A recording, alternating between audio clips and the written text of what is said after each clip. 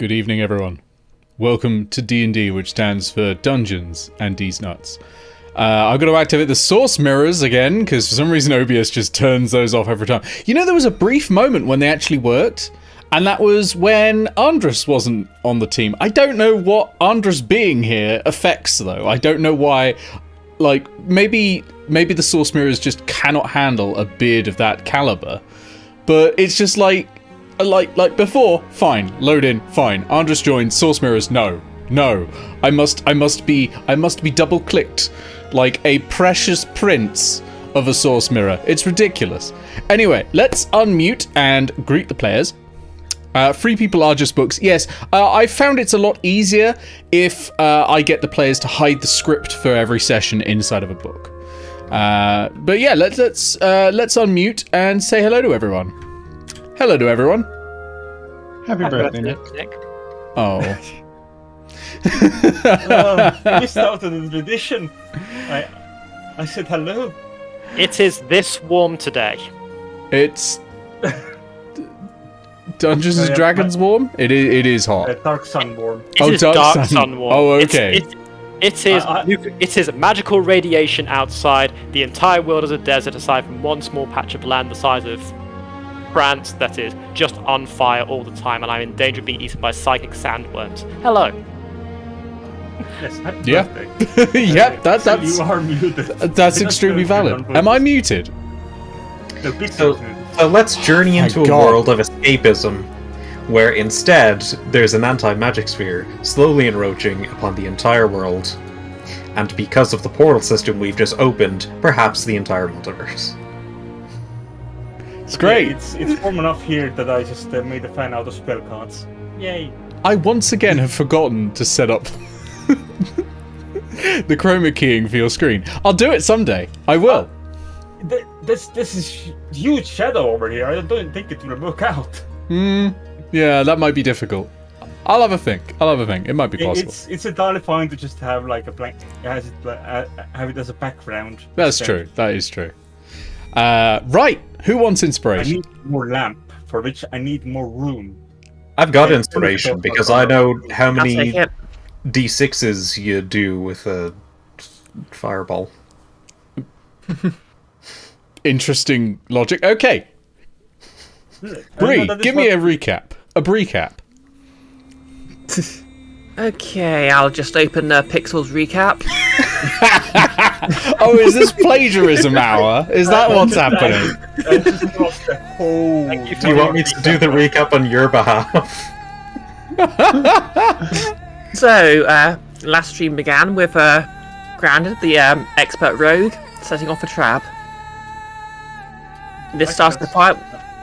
That's how the one before that ended. Despite... Speaking of, I've hidden traps in the notes so that if you try to copy them for the recap, we'll know. Despite setting audio levels beforehand, I still need to tweak them. Why does this happen every time? I swear. But there we go. Because we don't speak at like equal volumes. We shift. It doesn't help that my microphone is directional and it's over here on this side. So Okay. and I rarely speak like this. I think we're good. Back to you, Bree. Tell me what happened. Okay, so Grounded and I think Eao got sent to sleep by the trap. Also the Knoll who Grounded did war crimes to. Wound Wine, the lovable new Guild of Icons mascot. Who Grounded feels very upset, doesn't like her, even though it kind of deserved.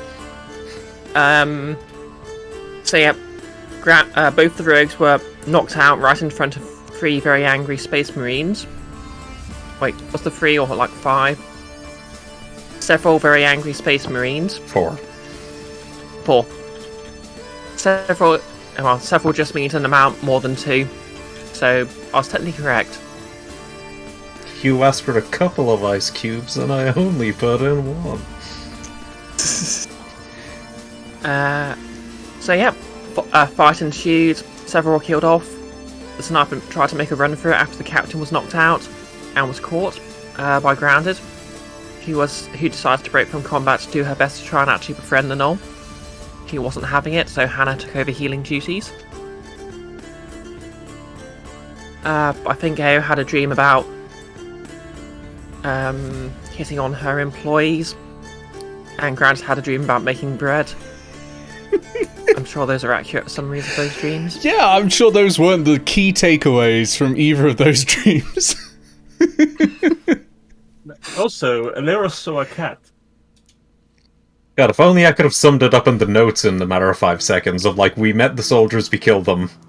Do you mean Leros looked in any of the millions of mirrors and saw a cat? Yeah. No, actually, I'm Does just Leros think that owls are cats? No, to be fair, Andres is right. Leros did have a dream about a cat. Yeah. I think. I mean, to be fair, are owls not the cats of birds? No. No, they're not. They're they're stealthy. No, magpies steal. Owls are stealthy. The more you say it, the more I'm actually coming around to the theory, and I don't like that. I'm also getting that. Let's move on. Fun owl fact, owls actually have a special coating on their wings, which is actually a lack of the waterproofing that most birds have, which makes them move much more silently. They also have tons of feathers, isn't that right, Pixel? Just so many feathers. They're all never relevant when drawing an owl. And you've got to draw each and every individual one. Sorry I never got around to drawing grounded in the new duds, but they were feathers. Yeah, fine. I just completely forgot to give you any details on anything. So, Yeah. Oh. Anyway, I did just check the notes, and it looks like I didn't actually miss anything. That's pretty much what happened. I mean, crucial information, Leoris has a hat now. That's it. Yeah. Yeah, that's the only There was important space. detail. Yep. And there was Space Marines. Yep. Oh, There yeah. were Space Yeah, Marines. always yeeted. Yep. We made them fail the Emperor. And But most Gargoyle has important 4 takeaway- guns now. 3. Well, 3 guns, sorry, Eao yeah, has it was one. 4 enemies. And I have those guns. Oh yeah, true. Yeah, they're still in the hat. They're in the hat. Yeah. And the hat may still be rumbling and vibrating with the gun. Why pull a rabbit out of the hat when you can pull a Glock, is what we're seeing from this. By the way, I don't know how YouTube feels about those, but I know Twitch doesn't like prop guns. Well, thankfully, this isn't Twitch. This is YouTube, Yes, and they but that's why I said definitely I don't know care how about... YouTube is. We're They do doomed. not That's care. good. Okay, good. Anyway, Yeah. mark yourself down inspiration for Grounded. That was an excellent summary of everything that's going on. So let me describe the situation you're currently in. You're in the Mirror Run, right? There are 5 of you in the Mirror Run as party members. 4 of you have taken a potion that will allow you to pass through mirrors. 1 of you has not. You all need to get out to the same location in order to be able to rest. Well, I mean, you can take short rests. That's not a problem. It's the long rests become an issue because that's when the potion that the rest of you have taken would wear off. And also, we took a long rest so recently that we cannot actually take a long rest. Yeah, you physically cannot sleep. There is a spell that would let you do this, by the way. It's called Catnap. But Oh, I imagine it would be called sleep. well, sleep would work as well, but Catnap is willing, and it just, yeah, you get the benefits of a long rest from it. Well, let's ask the only mage. Leoros, do you have catnap? No, what level spell is it? I think it's 3rd It's level, relevant. so I think you could potentially get it. I don't know if it's a warlock spell then. That's the question, yeah, But you'd have to have a look. I may grab it when I get to level 5 as a sorcerer. Just have a little catnap. Just cast it on yourself constantly, wasting 3rd level spell slots. I feel like Yeah, this is get not. back. Well, that's true. I feel like this is not the direction we should be going in for current order of events. Anyway, the other important thing is you have 2 prisoners. Three prisoners. 3 prisoners who also can't get out. Because Nick decided, actually, of all the people who die, this captain just falls unconscious. You randomly. You wanted to take them unconscious. One of them, you just said he fell unconscious, and I didn't want to, correct you. Oh, okay. I mean, I'm happy to kill him retroactively. You know, I'll drop a rock it's on him. I'll do it. It's fine. Okay. I mean, when we already have 2%, why not a third? So the situation, from what I've gathered from the chat in between, y'all want to leave the mirror on. You need some way to deal with these prisoners. I don't mean in a murder way necessarily, although that's, you know, naturally an option. But Thank you for saying necessarily. stop them from escaping, getting reinforcements, shooting you in the back the moment you let them go, etc., etc. I mean, we have their guns. What are they going to do? What are they going to shoot us with? Stab you with their gnoll claws, bite your neck out. Whatever it needs to be. Gnolls are cats and you are a very big bird. Yeah, this is actually the real reason Grand is terrified of gnolls. She was raised by birds. Yeah. I will say I can solve one of our issues. I mean, you can solve 3 of our issues if you try hard enough. I could solve one of our issues. I do have an extra mirror walking potion. That is I thought you easier. were going to just kill the Oros. Oh. And I'm giving it to the gnoll. I give it to Null, I just throw it into a random wall. Just smash. And that is how you know who's the boss. We know it's for the dragon. I mean, it'll hit a random wall, it'll go somewhere, it'll be fine. I'm just gonna roll a few things, don't worry. But is the wall gonna go somewhere? Or the potion? No, the Knoll drinks the potion, I throw the Knoll into one of the reflective walls and it goes somewhere in the world. It'll be fun. But for Leros, I do in fact have an extra mirror walking potion. Well, that's helpful. Indeed. So what about the it is a prisoners? question. Yeah, that's the problem I can't solve.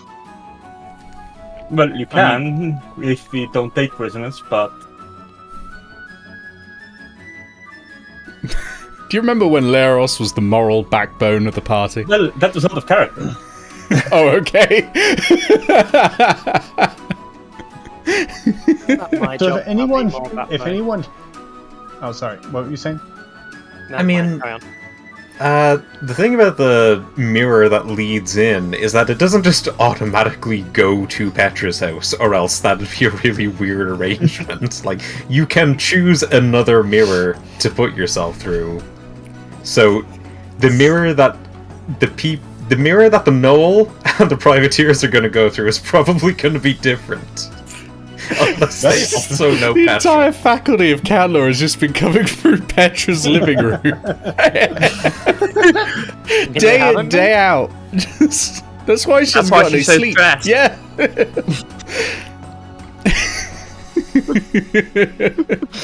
Petra's known around campus as the Harpy Lady now. But no, that's a very good point. It's a very good point, Gargoyle. I'm gonna sit here until you come up with something. I'm just quite happy to listen to you all come up with ideas. To be honest, there's no rushing. Alright. I'm chilling. I am. Nice. Are we Uh, spending just- 300 GP to make some mirror walking potion? Alright, just to clear something up. I put my floating proficiency in performance right now. Oh yeah, you get to change that on a short rest, don't you? Nice. Yeah, we have Yeah. them. Yeah. I keep forgetting because I'm just used to a lot of things changing on long rest. No, this is performance for future events. Which is why I missed the Mystic, because the Mystic could do it on a bonus action.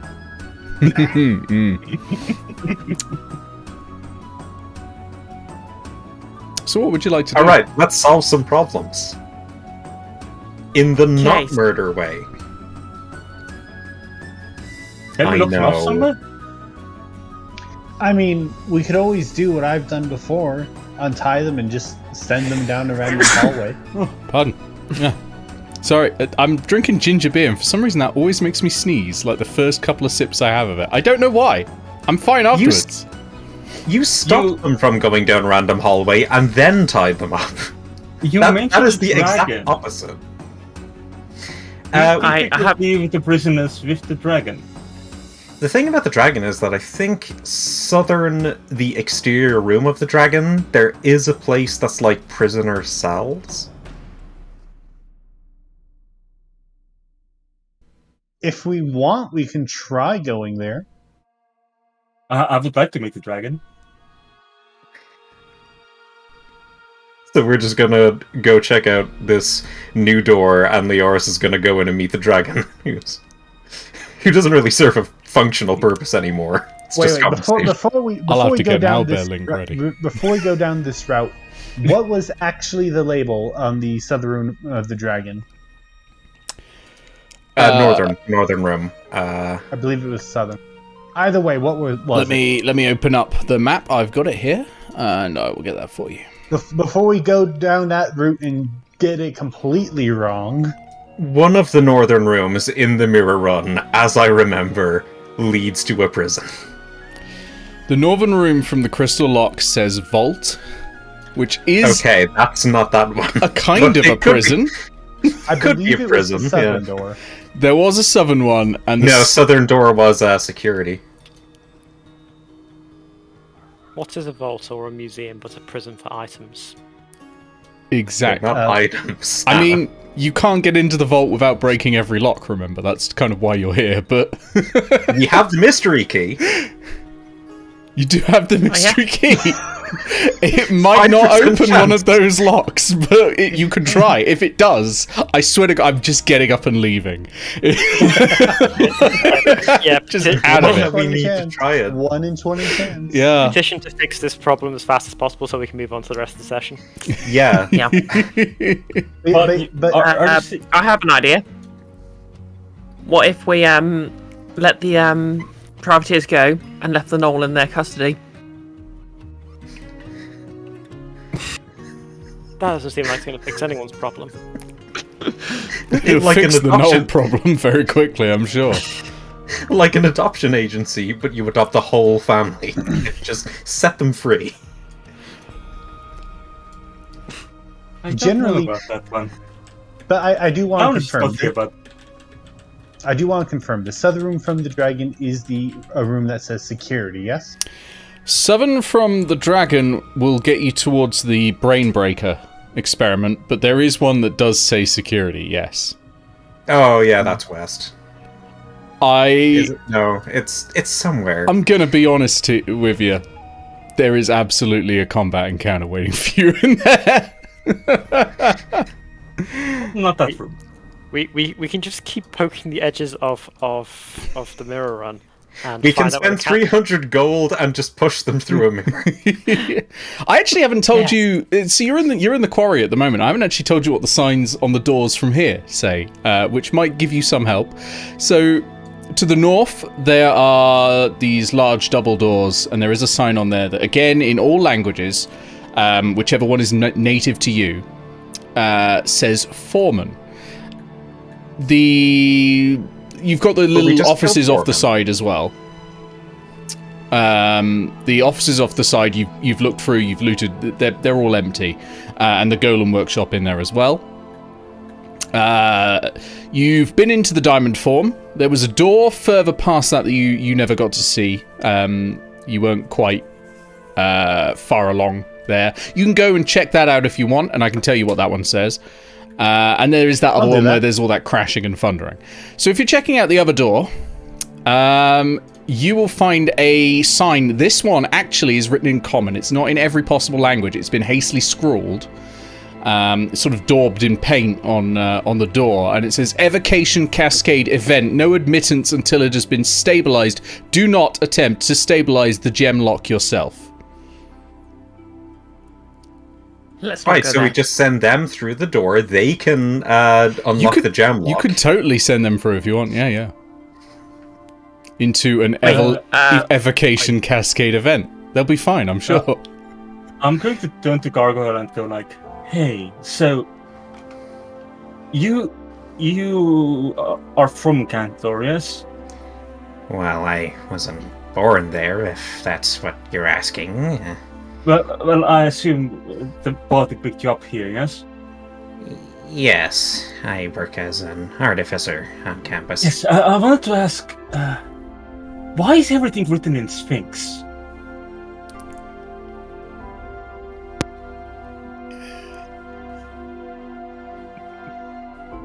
Yes. I don't follow. The signs. Like, except for that one in common. Like, everything else is, like, it's Sphinx. It's weird. Wait. Can I pick up the sniper? No. Point him towards the side and gesture to see if he can understand it. Oh. The one in And common or any of the others? The one that's in all of the languages. Oh, And how are you going to understand if the sniper understands? I'm just going to try and gesturing and hope for the best. He looks at it and he goes, That could be a cry for help for all we know. it could be. It says something that you don't understand because you don't speak far planes. Yeah. So... What was Can I just sort of Northern gesture- Door say again? Nick? The Northern Door says foreman. Can I peek into that door? Sure, yeah, you totally can. I'm not gonna make you roll stealth for it. Oh, no, actually, yeah, roll me stealth. Roll me stealth. Combat round no, 23. there's no it's risk coming. of combat in here unless you start a combat. There's no risk of combat. It's just I want to know how the foreman responds. Is an 18 plus 5. Okay. 23. 23. That does beat the passive perception. So, Nick, yeah. you have to tell us the truth. Is the foreman a dragon? No. Are you sure? I'm certain. So, what you see is a wide circular room with high vaulted ceilings clad in heavy stone. A stone walkway 10 feet off the ground at your level. So you're 10 feet off the ground, you can see downwards 10 feet. Circles a gigantic brass automaton. It is chained to the ground and it reaches just constantly to grab thick iron handles the size of horses that are set in the walls around it, pulling out 10-foot cubes of mirror metal from the wall. It looks at it, studies it, turning it over in its hand, and then slots it into another hole, just constantly moving them around, always looking and then moving and then slotting them back again. Very interesting. And this is all that's in the room? Yes, but it's taking up the whole room. Like, it's huge. I think the gigantic is it is specifically a gargantuan creature that would probably measure about 50 feet across in a radius, and its arm span is the whole room, which is about 100 feet. I think the room's actually a 50-foot radius. It's probably a 25-foot radius with an arm span that goes to the full room. So it's more like the inside of a sorting machine. Kind of like that, yeah.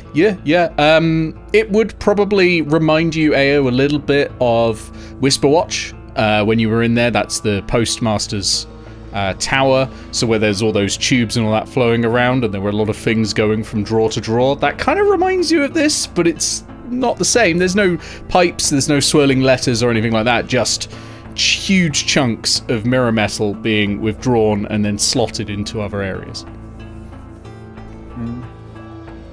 And there's no indication like this mirror metal's going anywhere. No, it's not disappearing at all. In fact, sometimes the foreman picks up the same block again, looks at it, and moves it into a different slot. It's not disappearing ever. It's trying to think of an analogy that would fit with something in Eao's background. Maybe a little bit close to like a puzzle that it's trying to solve, or something like that.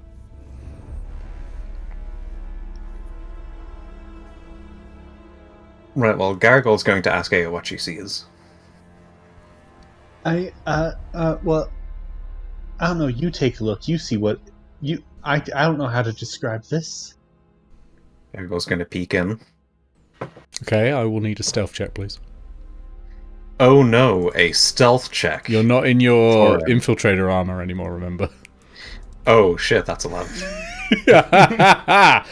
A huge copper face turns to look at you, and these like eyeless holes in its head narrow slightly, and you hear this deep rumbling voice from it, and it says, "How may I connect you?"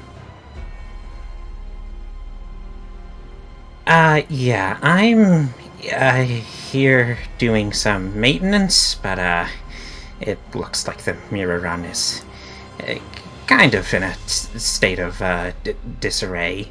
If we found any hostile creatures, where should we take them? I do not know. You should ask Warden.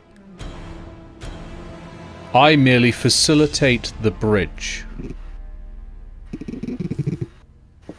Oh, good to know. You are doing your job fantastically, it seems. Thank you. I'll get back to the inspection as much as I can do. When you return, remember one thing. It is important. Okay. I am running out of lubricant on my left arm. This is critical. Can we hear this? Oh yeah, this booms. This is a booming voice. Like this is, yeah, you could definitely hear this. Did we see any lubricant around while we were looking around for things? Very much understood. Can I make some lubricant? Very much understood. Try. Once I get back to the other artificers, we'll whip up some oil with some alchemy jugs. Good.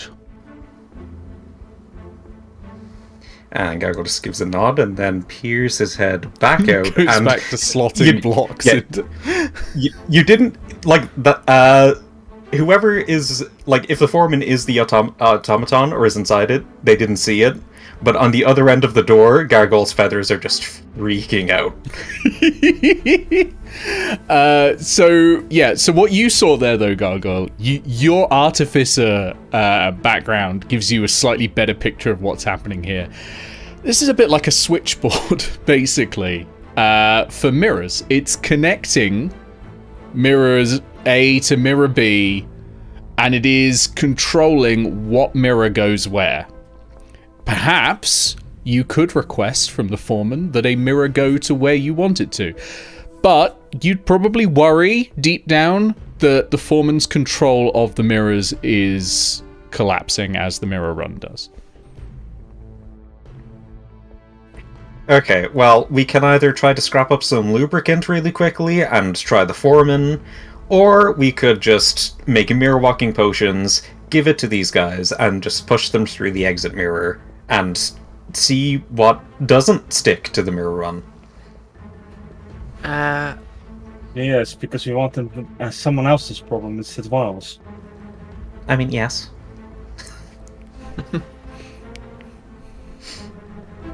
Could I identify any lubricant around here?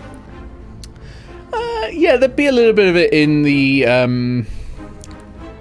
golem workshop. There'd be a little bit in there. Not much, though. Mirror metal golems don't tend to need much lubrication. It's more for the tools required to build them. You think you're probably going to need like a gallon or so for this automaton. It's huge. Gargoyle peeks his head back through, and he kind of like steps into the room a bit more calmly. Actually, I was just checking over my resources, and I've got a scroll of grease right here. Do you think that might do the job? Let me just check the rules for grease, but I'm pretty sure that'll be enough, because I think that does produce quite a bit of grease. Yes, but how long does it last? 1 minute. So you'll have to be quick. Yeah, that's quite a lot. 10 foot square. Yeah, that'll be enough to lubricate a shoulder joint for 1 minute. He doesn't know. I don't know why I'm giving him agenda. It doesn't know. It doesn't know what the spell grease does. It's not been trained in magic, right? So you could try to convince Foreman that would work. I think I would need deception, because you are essentially not solving the problem but presenting it as solving the problem. That would be very nice. Especially considering that I have -1 in charisma. I would rather we try and find an actual way to help the guy. If we're gonna do this. Hey, you know how I said ages and ages ago when I was prepping this that I'd create a CR23 monster? That you wouldn't have to fight. Yeah!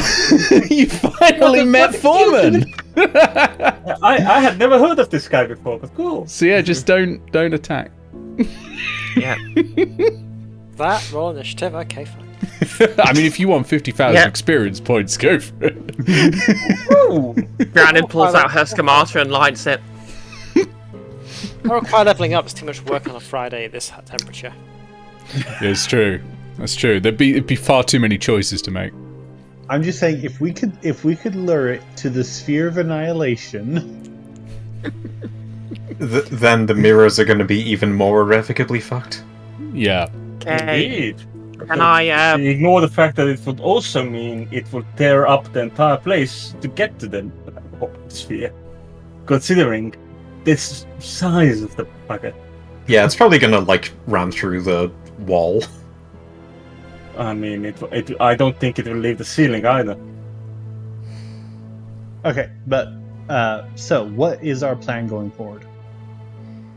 We still need we still need somewhere to put these guys. You were saying? Okay. So if we if we can try and mix up some lubricant for him or for them, and sort of fix their joint, they could get rid of our prisoners. Well, not get rid of our prisoners, but send our prisoners home for us. Problem solved, and we can do something else. Yes, because we know where their home is, and so does the foreman. Better idea than us. Also, the notes live in the Windows XP desktop background. Yeah. Well, yes. Are you certain we can't ask the dragon? Probably. The dragon likely doesn't have an answer to our solution. Well, we could ask the dragon to watch our tied-up prisoners until we get back. Andres, how much planar knowledge do you think Leros has? Infinite. No, some? Roll me Probably. Arcana, please. Just when Gargle's describing the Windows desktop background, which I'm presuming not with the terms Windows desktop background, I don't know if it would be familiar to you. 22. Ooh! Do you want me to describe it as a grassy knoll? It's the Abyss. It's one of the levels of the Abyss. In your mind, is the Windows XP desktop background. One of the How levels much of do the you hate Abyss Vista? is an eternal savanna. In fairness, And that is where the Knolls you know, tend to go. demons and devils are probably both have been in the education like scheme thing. Oh, in yeah. the curriculum for Leros. So Yeah. that explains why Leros would be able to recognize. Oh, you need this. Your patron's probably able to help as well, I imagine. Problem. It's Yeah, certainly Warlock's a killed patron. enough. So I Alright, think so we know the knowledge from the abyss. That is a direction we could get the foreman. What about the other guys? I mean, we could just tell them to, push them in with the knoll. Who cares? I mean, I feel like you, I, and Hannah are obligated to care. Yeah, maybe. also at the same time, it's already been brought up. Like the mirror sends them like the mirrors aren't, at least the beginning mirror isn't locked to one place. So if we push them all through, I'd presume they'd at least go to different places. True. Can I roll an Arcana at the space guys to figure out what plane they might be from? Yeah, it's going to be harder than Knowles, though. Indeed, and I only have a +3. So I do think if we want to do something with these people, I think our best solutions are either to let them go somewhere else in the mirror run, let them be someone else's problem, or make the mirror potions and push them through the entrance mirror. How long does it take to make a potion? If we do a montage, seconds. Gargoyle is in the foreman room, and he's like pulled the scroll a bit to the schematic-y point and just like measured it against the arm, and just says, it doesn't look like this would be a long-term solution. I'll check back with the guys and see if we can't get that alchemy jug solution up and running for you. If we don't give them the full potion, do you think it would still last long enough to just push them through? That is an interesting question. This usually doesn't work in games. Oh, so we're doing a science experiment. Are we now Cantlore? Okay, Nick. From what I potentially know about magical potions, would that theoretically work? Them splitting a single potion? It might, but it is extremely unlikely. Also, you would have to convince them to drink one that a dog is drinking out of. Has taken a third of your medication. I mean, there's probably cups in the quarry. You tend to find that you have to drink an entire potion to get any effect at all.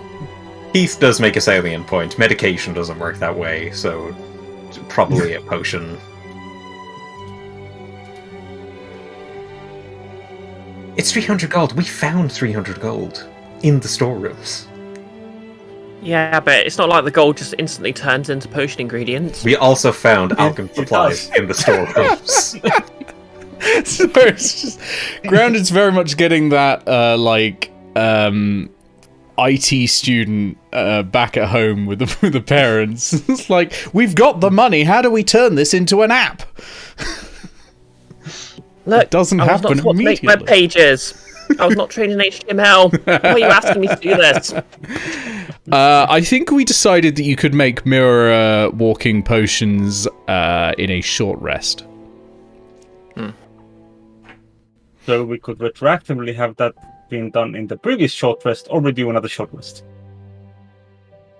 I really don't think it matters either way. Let's just retroactively It does, because if we do another short rest, I get the stress points back. Let's do another short rest. Let me open up the calendar and push everything forward 1 hour. You have got plenty of time until the thing I've actually prepped, so it's fine if you want to take another short. And if we don't have to watch over these guys, then we can use that time to move some mirror marble. Oh shit! You don't have that much time. Wow, it's 2 p.m. You got a bit of time, but it's 2 p.m. Yeah, so when did you get there? Grounded, roll me an alchemist supplies check, please. This will determine how much potion you get out of your monies. With guidance. Okay. Is that a 1d4? Yes. Yeah. Okay. How are you? Explain to me how the guidance is working this time. Like, in what way is Leros guiding? Grounded. I mean, it's magic. Oh yeah, I just like give me some flavor, is what I mean. Yeah, just like just like, go behind her as she starts, paws on the shoulders. You got this. And thumbs up and go back to rest. I love it. She's using Bunsen burners. The magic makes it so if one is overheating, it just does a beeping noise. Okay, so the d20 was a 3. the D4 was a 3. I get a +7, so that is a 13. You get 1 potion. You need a 15 for 2, which is not a hard DC for someone with expertise in... I mean, in fairness, we could persuade a gargoyle to give a little bonus to that roll, don't we? Or you could use your inspiration in case we need flash of genius Oh right, later. you just got an Oh, yeah. inspiration. I'll use my inspiration. If you use an inspiration, do you have to re-roll the D4 as well? No, just the D20. Okay. You know, just Okay. checking for consistency for future reference. Okay, so now that's a 7 on the D20. I'm not rolling well today. That does push it up to a I mean, 15, that is though, now which is 2 17. potions. Yeah, it pushes up above Yeah. 15, so that's now 2 potions you get, yeah. Okay. So, we've got 3 prisoners and 2 potions. Now what? Well, I don't want to now say, hey, maybe I did retroactively kill the captain. At this point, I'm silly. Eao goes for a short walk during the short rest. Takes a prisoner, just comes back alone. Unusual. What a mystery. Lights up a smoke. Ever seen somebody fall into a tomb of annihilation? Well, it's a sphere, not a tomb. Oh, we've been calling it a sphere in a tomb. It is actually named after the Tomb of Annihilation. The Sphere of Annihilation. That's where it first turned up. Yeah. Makes sense. Right, well... Did we leave the knoll and send the others back? Honestly, Wow. we probably could just leave the knoll behind. It's, It is a single knoll. It can't get into that much trouble. Grounded can communicate with it, so she can advise it to stay in the quarry. For its own Okay. safety. True. The most that could Okay. happen would be it would interrupt the foreman. But that would probably mean that some of the mirror metal blocks being moved around would end up with a bloody stain on them, because I imagine the Knoll would not know how to make peace with the foreman. But I think our best solution is to send the 2 we can't communicate with home, Away. and then just convince the knoll to try to stay safe and leave it to its own devices. Before we go any further down that road, what were you about to say, Brie? I was going to say, hopefully Hannah will be able to vouch for Grounded, because I'd imagine the knoll doesn't actually like her that much at the moment. So Gargoyle, really you were the only person this knoll is vehemently against. I gave the Knoll some food, and hopefully, in broken common, try to communicate. Like, listen to what the scary tiefling tells you, Scary. and I'll come back with some food later. Okay. Roll me persuasion, please. Oh boy. It will be a high DC because you're speaking a different language. I will you could do stand performance if behind you Hannah with a hand on Hannah's shoulder. You got this. I said an inspiration from last session, yeah? Yeah, you've not done a long rest. Last thing, yeah. Yeah, you've not done a long rest. And that was a guidance, just in case you missed it. Question, Nick. With the mirror walking potions, they can go through any mirrored surface, correct? Oh, yeah. What does guidance So do? Plus Gives 1d4. you 1d4.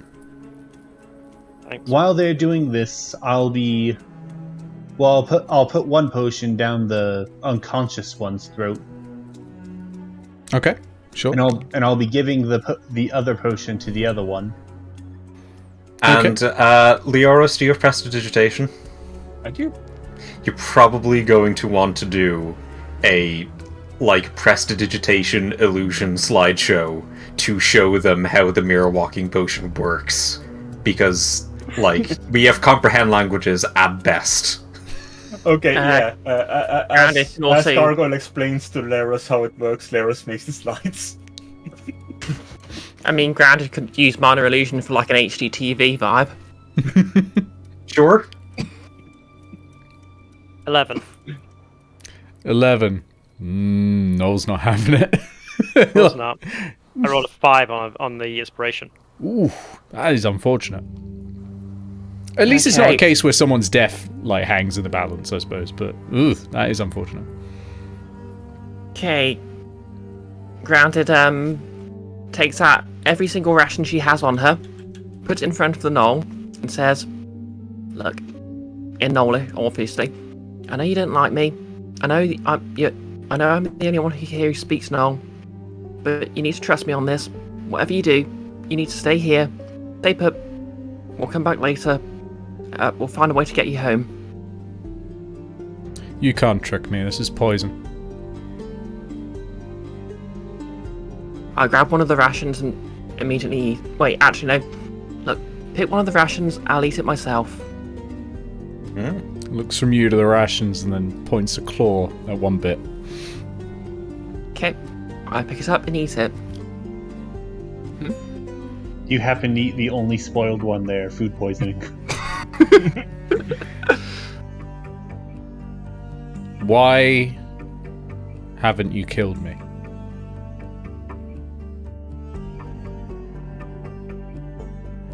I was gonna, but I feel bad about it. Why feel bad? I'd kill you. Maybe I still will. These are really good points that we should have considered. Yep. Maybe I've seen that. Maybe I want to be better.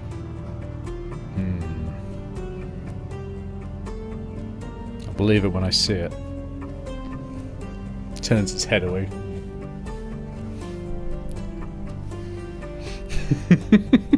Meanwhile, at this whole time, while I'm trying to convince the conscious one of the two alien people, using the slideshow behind me to drink the potion. It's just a PowerPoint presentation. Yes, that is why Instead of one a of them button, is you're not just conscious. instead of a button, you're just tapping the beans on Leoros's hand. I think they get the message. Whether they actually drink it is going to be a different matter. Because you could just be lying to them. Is this something you gotta roll? Well, Leoros needs to drink a potion anyway, so... Yeah, give me can persuasion, demonstrate. please. Leros, you demonstrating, I think, will give Eao advantage on this, because you're actively drinking one in front of them. Okay.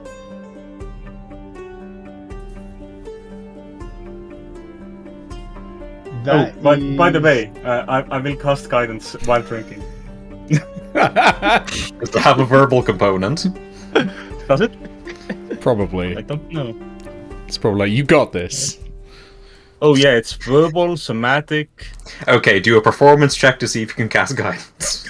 While drinking, yeah. The real bad way. I mean, it can be. You've got this. This is the somatic component, by the way. I like it. Finger guns, yeah. That is a total of What was the number? 16. 16. That'll be enough, I think. Because, yeah, no, I think that'll be enough. Alright. They will happily drink a potion. And then, presumably, you'll walk them to any old mirror and they'll walk through. Yeah, I'll walk him to a mirror, I'll untie him, give him his buddy, and just push him through. Okay. Where do After they throwing a end rock up? at the mirror first, yes? Interesting. I mean, presumably you're throwing a rock at the mirror first, yes? Why would I throw a rock at the mirror first? Because it only works when you throw one of the black rocks through. Yeah? No? No, you can walk through any mirror to get out. It's just, if you want to control where you go in the mirror run, you use those orbs. Okay. Could I retroactively do that? Because I had completely forgotten about the orbs. You should probably use the red one to send them to the exit mirror, where they will probably end up somewhere they choose. That would help, yeah. Probably. Yeah, you can your character would have remembered this. You can retroactively have done that. They go to the entrance, and then they're able to leave. So that's done. We could only assume the Null will maybe try to stay. Alright, let's pick up some mirror metal and see 2 corpses who didn't say felicitous as we leave and get some more red mirror marbles. I'm pretty sure you only have to say it as you enter. That is true. To be fair, I think it's only as you walk through the arches, and presumably the presentation warned them of that. Well, you're only thinking of it now, so... But again, that was something that we were told we have to do as we enter, not as we exit. So, why does it smell of pork over here? Roast pork. I'd like to think Grand was thinking this, but didn't say it out loud. Ooh, evil. Well, I've rolled a d20 for whether they survived all of this, by the way, and you'll find out later. Alright then, everyone pick up a crate. Eao's already got a crate. Picking up another crate is unnecessary, I guess. Grounder picks up 2 to show off. Roll me a strength check, please. You realize these crates are all 250 pounds each, right? There are some 200-pound ones in the workshop. Because your strength score does not let you lift 400 to 500 pounds. I think your carry weight is something like 200 with your high strength score. Yeah, I've got a strength of 14, so that's a +2 modifier. Unless you want to make me roll athletics for it. No strength. I forgot about that. You can lift a weight in pounds up to twice your carrying capacity, or 30 times your strength score. What's your strength score again? It's 18, isn't it? 14. 14, and you're trying this nonsense. Oh wow, that means you can lift up to 420 pounds. Dank. But yeah, that. I take 2 of 200 ones. Yeah, you can take 2 of the 200 ones. Yeah. I do think we can come back for this mirror metal. There is certainly plenty of it. I mean, yeah, but if we do this, then we have all that we need. Like, we're not making a golem. What is it we want the mirror metal for again exactly? To create defensive technology, because we are in a school of wizards who are going to try to kill us, and mirror metal is their best defense against magic, it should be ours too. But do we have the time to work the mirror metal? Maybe the DM has gone and given Pixel an item that requires inordinate amounts of mirror metal to make. Just saying. Maybe. Petra said that she'd help us. Yeah, I could carry a few. I mean, 1. I mean, technically I could also take 200 ones. Because Question, by the way. the same strength score as... I don't know where Grounded is on the stream, but, you know, same strength score as Grounded. Above me. What was that, Brick? Question. Mm-hmm. Would Grounded be able to make some sort of anti-magic potion out of them?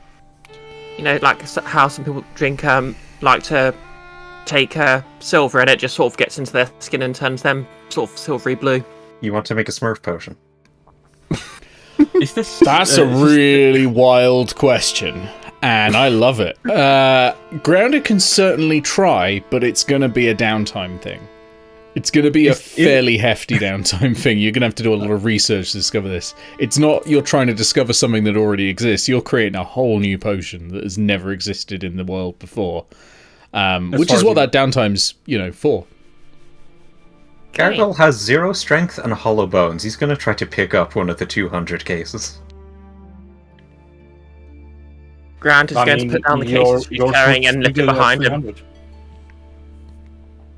All right, you all leave because I want to get to the session I've prepped and replacing any red mirror marbles that we spent. That's Yep, of course. And it's been a 1 hour's goddamn pretty hour. good for us. 1 hour is pretty good. Yeah, it's not too bad. But I feel like we're just doing logistics at this point. You can each take 200 pounds of mirror metal, okay? That's fine.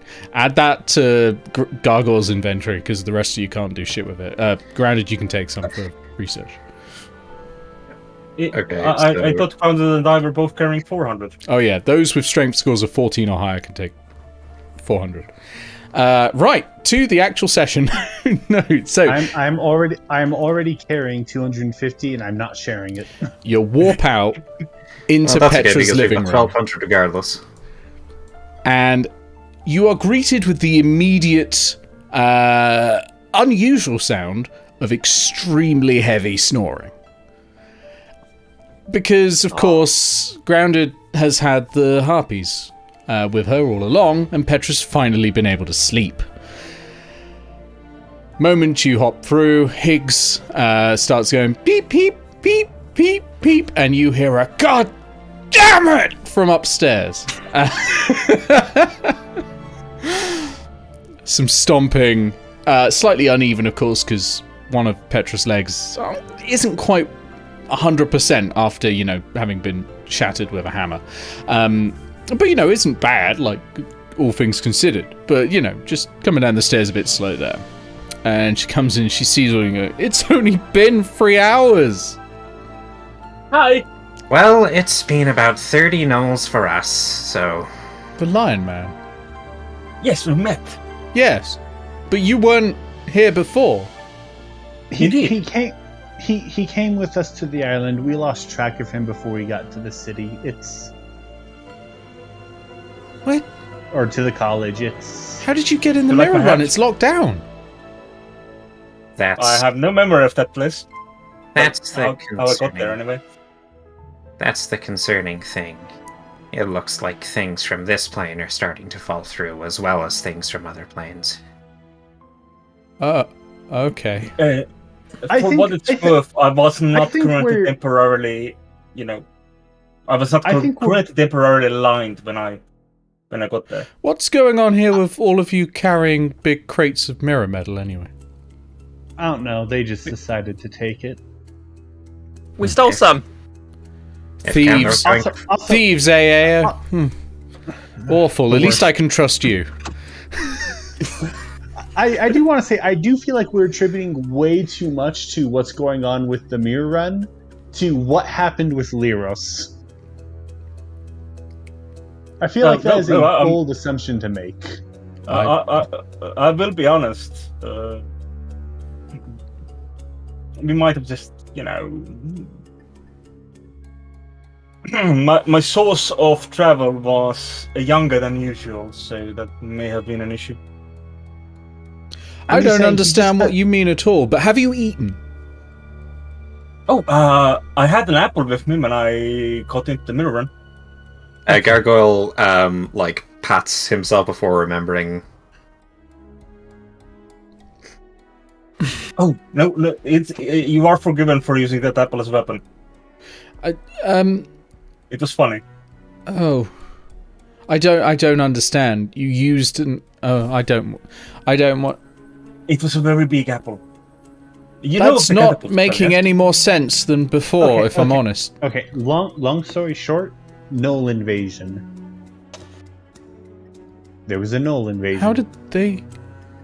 Some of your coworkers may be dead. I apologize. No. Also, we may have looted some of the storeroom in the quarry. Some of it might have been yours. Wait, mine? Were you looking in my desk? We didn't look at any desks.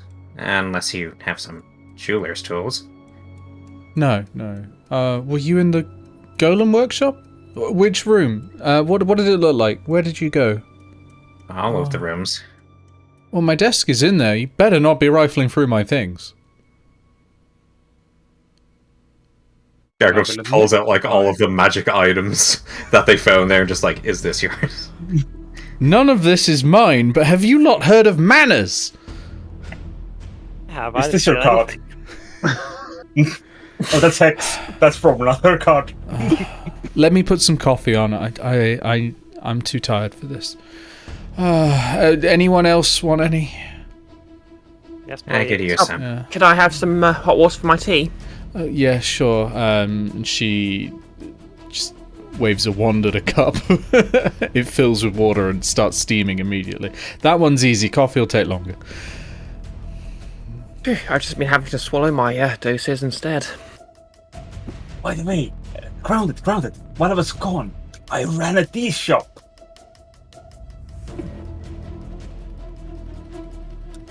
I did not bring any of my materials. Sorry. You ran a... And we kind of left in a hurry. You ran a tea... That's...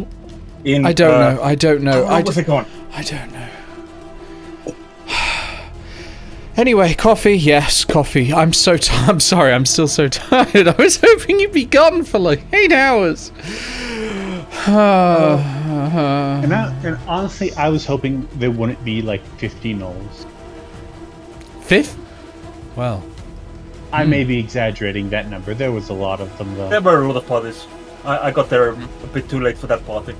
Just realised I've had this on suspense music for like ages. Like ever since the foreman.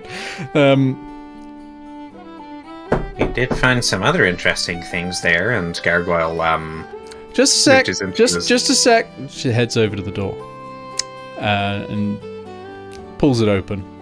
Gargoyle wings. Who? Have we met? And you hear a voice outside. Sounds kind of timid. So, I'm very sorry, miss. Is Grounded here? No. No. Perfect moment. Where we were staying? Perfect moment. Grounded knew to run. Oh, incredible. Is this audible to the room? Yeah, Do I recognize it as Lisan? it's not Lisan, no. Okay, just similar DM so- voices. Is Feeling probably one of terribly sorry. Is Grounded there? And so Petra goes, Grounded is another one of your goddamn children. Steps back and goes to make another continue with the coffee, and the figure is still at the door, kind of silhouetted against the light, and it's like, am I allowed in? I don't mean to be rude. And she's just come in, just go on through, and he's sort of timid, holds his hat and steps through, and you recognise it's Toady, and you have never seen Toady this polite. Have we consequentially ever seen Toady this sober? No. Toady's never been this polite or this sober. Walks up to you, Gran, and goes, we've got a bit of a problem, and it would be lovely if you could help us. We're putting on a production tonight, and we haven't sold enough tickets. We don't need money, but we need enough people in the audience, to cheer and boot. And he starts sort of twisting his top. And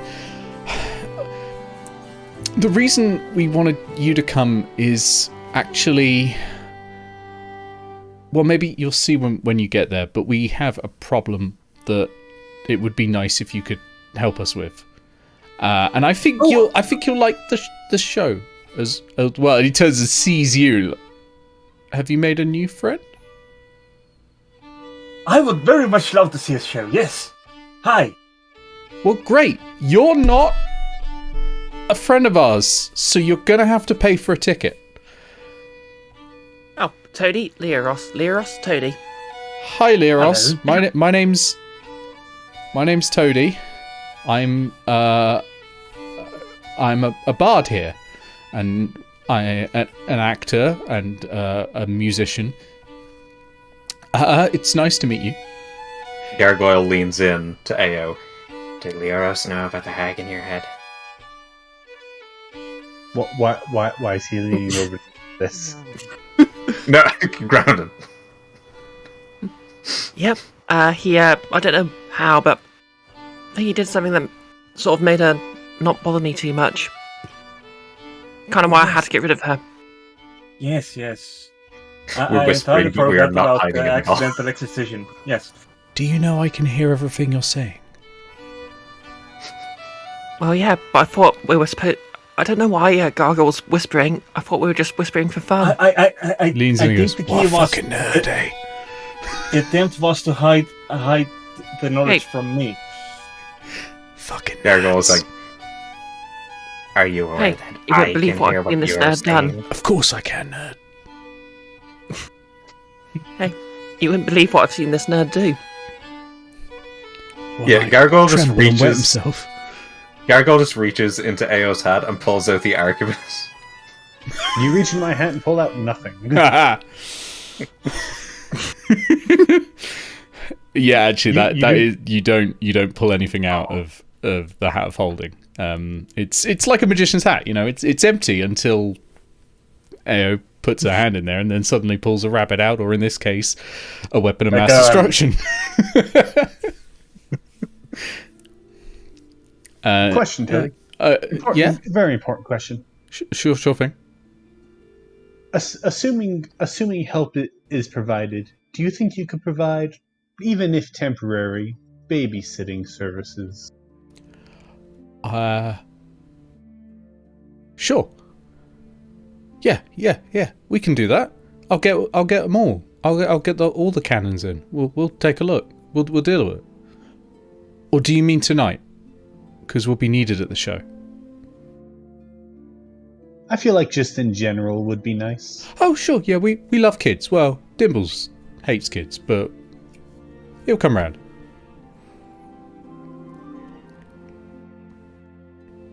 I'm just saying. These kids are a bit unusual.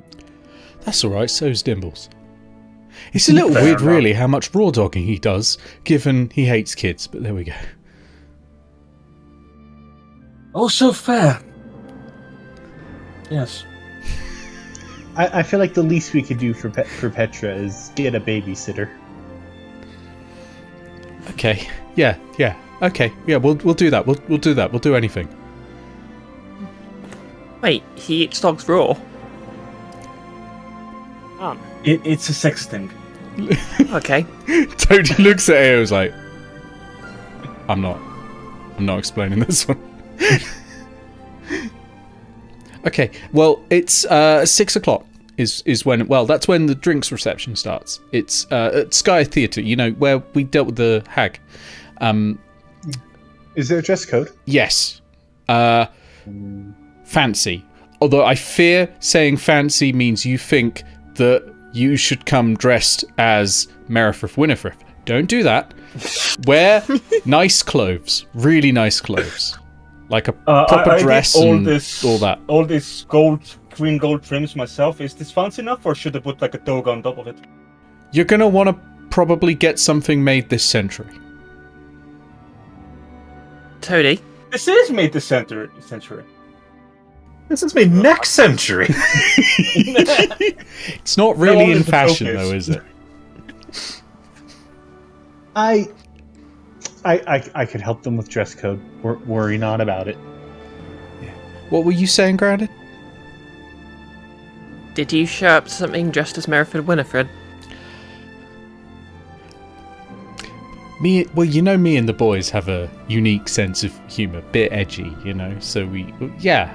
Oh, thank goodness! I thought you were going to be making the brass cannons likable, but no, that's not it at all. It was Halloween. We got to dress up as something scary, so we dressed up as the biggest war criminal in Cantlore. Ah, yes, like that child of a monarch once. Yeah, exactly. Like the Garakian king's kid, who dressed up as some Garakian war criminal. I'll have to think up later. This is the moment Leros realizes he has apparently put it in war criminal. Instead of just crazy, as most people do. Yep. Yep. Joy. It's alright, he's dead now. Mean. Yes. Who, Leros or Winifred?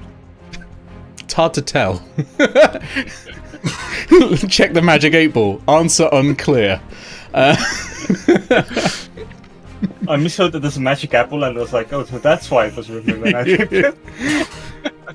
So yeah, if you can get some nice cloves, that'd be great. I've got to get back to rehearsals, but we'll see you tonight. Yeah, 6 o'clock, Sky Theatre. Cool. I'll be there at the reception. I'll talk to you then about what I need your help with. But yeah, see you then. It's going to be really good. Bye. I didn't catch your name. And she says, it's Petra. Please leave. I have not had anywhere near enough coffee to deal with how happy you are. And he's like, oh, yeah, sure. Bye, Petra. And he walks out. And then about 5 seconds later, you hear a little movement at the window. And it just slides upward a little bit. And this is the living room window where you've come through in the mirror. And he goes, psst, you fucking nerd! Hey, loser! And then runs off. If I had thaumaturgy, I would slam that on his hand so hard.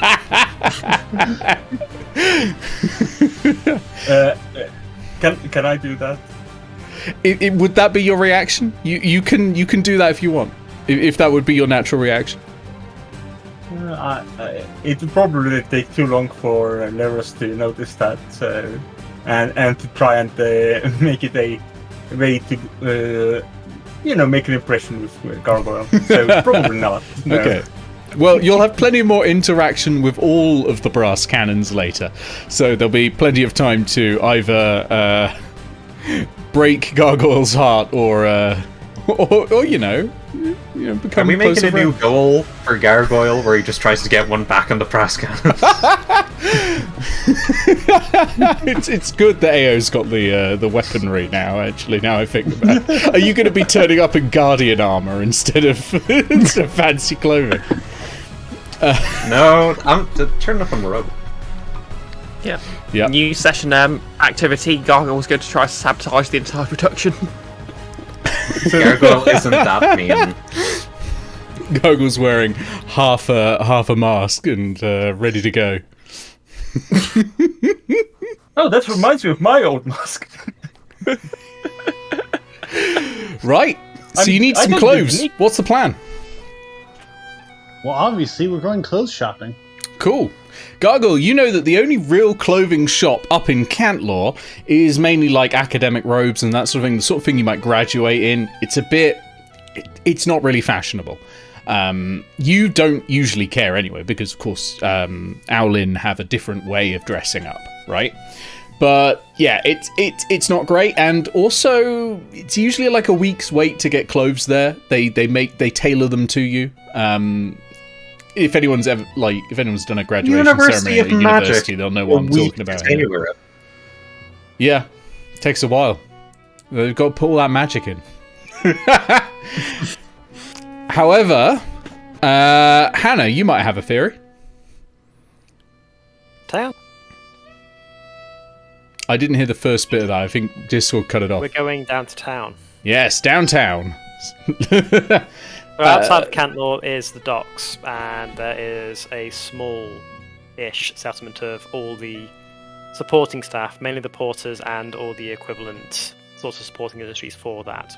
Bearing in mind that Cantlore is literally a place you can't get to without A, having a wizard's permission, and B, having one of the tattooed porters know all the horrendous sea plans that require you to get here in the first place, because you can't teleport into Cantlore.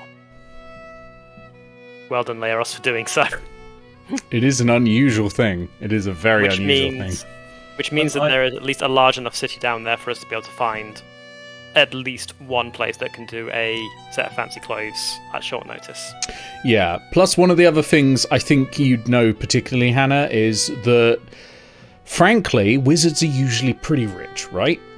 They need a lot of money. They need to spend it on spells, but they also like to spend it on the nice things, right? And that includes fine clothes. And they're not made here, but they certainly are imported from outside. And there are a lot of people bringing fine clothes, a lot of gold and is going out, and a lot of fine clothes, a lot of fine things brandies, wines, cheeses, and all that are getting imported in. So someone down there will probably have a shipment that they don't mind going missing, or maybe some extras that never got collected, or the tax never got paid for. Something like that, where you might be able to get hold of some clothes that fit you. Many options. Yeah. Yes, I guess we're going outside Cantlore for the first time since we got here. Ideally, not by going by the customs entry that we got arrested at last time. Yeah, if only anyone knew another way down.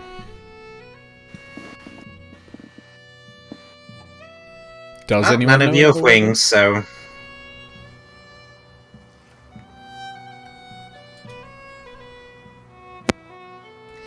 Oh, does Gargoyle know another way down? I presume you being the native, you would know the way down. Given you I live just here. got it here. Yeah, you do. I was just going to wait long enough to see if everyone started to get a little paranoid that they were the one that was meant to know it. But yeah, no, you definitely do, Gargoyle. I've never told you this. This is odd. But Gargoyle, you do know that there is a way down. There is it's kind of like a sort of... It's a pathway for bringing up like larger things that won't fit for a portal. Equipment usually comes this way. Things like clothes wouldn't normally come this way, but things like big chunks of equipment, like the cage that you had brought in, for that you then modified for Culladina Trench. Culladina. Yep. That would have come up this other way, right? Most of the students don't know about it.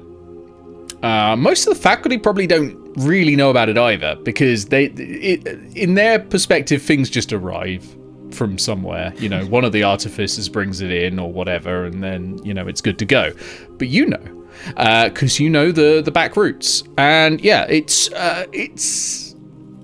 quite a wide but quite a steep route down the mountain towards the docks. But yeah, you're able to get them there. I am going to roll to see if you are detected. You're not. You're good. As you go along. Because there are still scrying eyes out trying to find you all. After the murder of of the Chief Inquisitor. I'm sure she's fine. Self-defense. Yeah, she's probably fine by now. Yeah. But anyway... you make it down there, yeah, and it's a very different sort of area compared to Cantlore. Cantlore's kind of quite disturbingly clean. There's a lot of magic I cannot say that word. Prestidigitating everything away and clearing it constantly. It's all a bit kind of like too Mirror's sanitized. Edge, where it's all it's all like a bit ultra. Yeah, but down here, real people, real mess. You've got people who don't live here. They maybe sleep here for like a month or so between jobs, but soon they'll be off out again, skirting around that dragon turtle and maybe they'll be off to the Sundered City, maybe they'll be off to Papagalosh, maybe they'll be off to maybe Ampatra, something like that, to pick up more goods that Cantlore needs. And they are paid extremely well for it.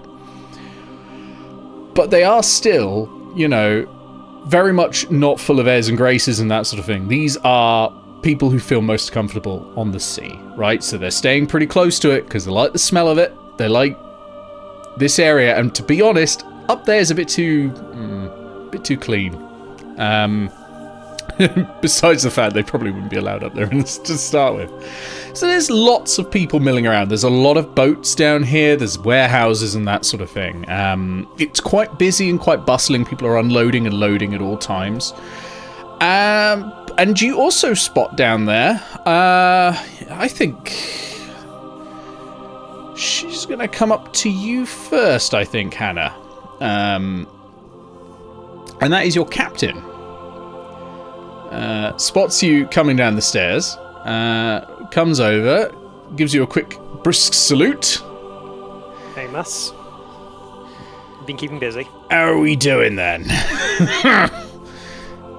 We are about halfway done. How about yourselves? Pretty much all prepped. The difficulty bit is keeping quiet, to be honest. Keeping it down low. Keep it out of the way, out of the eyes. I am entirely confident in your abilities to do so. Oh, and I believe that. What are you doing down here? We are here to pick up some clothing. Gargoyle is acting like he is not associated with them, because if they have loose lips on the drink, he doesn't want them ratting him out. Oh, bearing in mind that like my character is saying every single word of this completely honestly here. I very much trust Amos with a lot of things here. There is no problem. No problem whatsoever.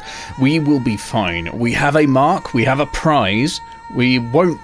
And he leans in and whispers this. But just loud enough, I think, Gargoyle, you'd pick it up. Anyone with a passive perception higher than, I think, 16 would pick this up. Or including 16. And that is, we will take the prize the moment you give us a signal. Not a moment sooner, because obviously we don't want to raise attention and get sunk in the water. But we are ready. Excellent. I don't want to know the details. The less I know about that, the better for everyone involved. But I trust you on this one. Understood. I won't tell you anymore. So you need clothes. You're going to want to talk to probably Raynar Bogcleave. Bogcleave's trader in all sorts, you know. Doesn't do so much trading as being the man in the middle. But if you want clothes you've not paid for, Raynar's gonna be the chap. If you want anything else, you know, and he goes, you'll want to speak to him as well. I'll bear that in mind. You're gonna be on your way now, Amos. Oh, good seeing you again, Captain. And if I see Amos, I would go like, I'll try not to break your next one. You had better not. But pats you on the back as he goes flies away. Oh, you're a good sort. Making a tree on a ship. That's a story. And walks off to go to the next inn. Doing a bit of an inn crawl between like the 4 taverns that are here, each stocking extremely strong spiced rum. So Raynar Bogcleave is just gonna smile at Gargoyle for this one.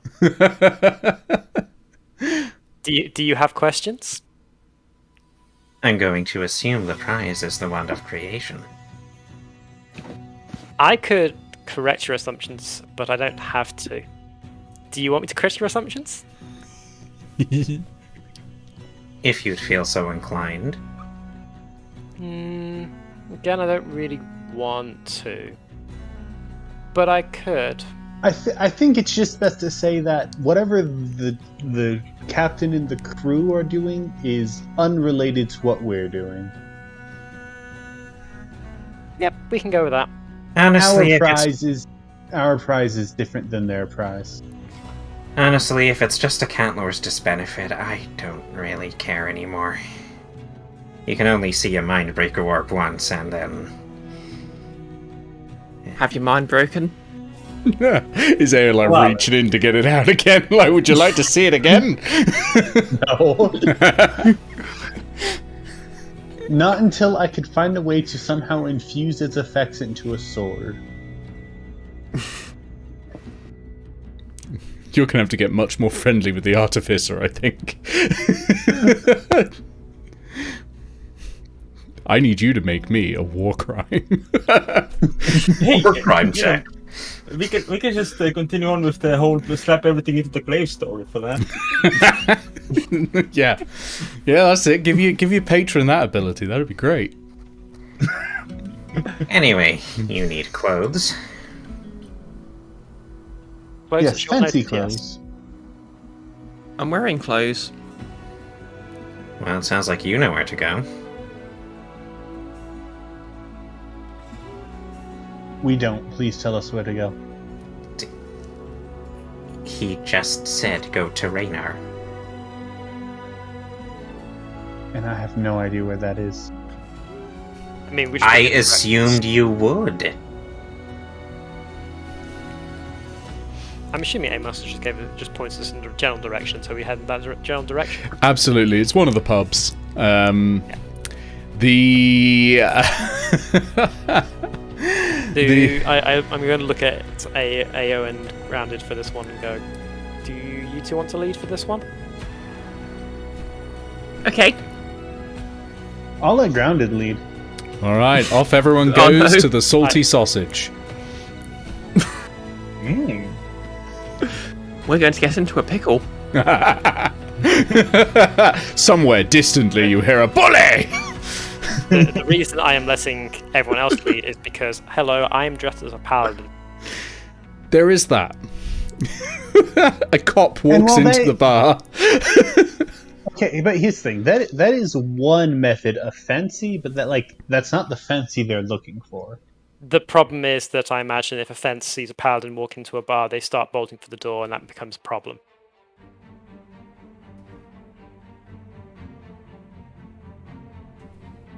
I mean, I suppose you're right there. I'm doing good for that with an intelligence of 10. I suppose it's more wisdom, though, so that makes more sense. Yeah, that's definitely wisdom, yeah.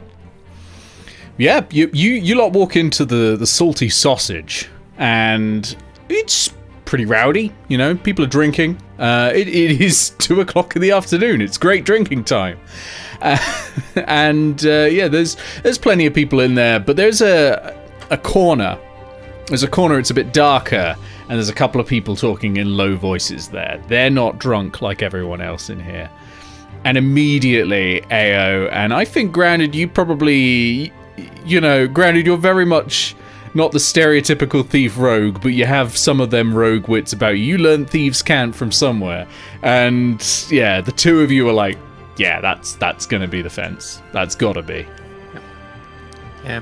Grounded puts on her cloak just to look the part more. Nice. How many of you are approaching? Who is approaching, and how are you approaching? I suppose. Aragorn's finding a nice corner to sit down in, away from as much of the rowdy as possible. Okay, so you're going to sit down in the dark corner with the fence. Lyris will stand behind Grounded at Ao as a sort of a bodyguardly sort of figure. Okay. And then Ao and Grounded, you're approaching first. Hannah, are you entering the bar at all, or are you staying outside? You probably need clothes. The question is, if I poke my head in, does it look like I would fit in this crowd as I am currently dressed? No, you'd stand out, but then I'm propping up the door outside. Okay, you might stand out outside as well. To be fair, it's stay in my shadow. I mean, you're literally wearing something called the shimmer scale, like armor. You stand out anywhere. You look like a disco ball. And that's why we fit. Yeah. Is that why we failed the stealth checks? Is that why the brass cannons want them to come to the party? Bizarrely enough, I will go make sure that Gargoyle has someone to talk to. Okay, so you'll sit with Gargoyle. Okay, so the two of you approach, and one of the people, quite a small, quite thin goblin is sat on the chairs there, and has a long, twirly moustache, and sees you approach, holds up a hand, and silences the people around him. He goes, Bon, what is this? Hey, I'm Grounded Joyous of Walk. Didn't ask name, what is this? It's a pretty useful word. You can use it for when you're not quite sure what something is. Tired of you. You, talk. We're here because we need something, and we're told you're the person to come and get it from. That is right, what do you need? Clothes. Fancy. I can see that, yes. Okay, bon.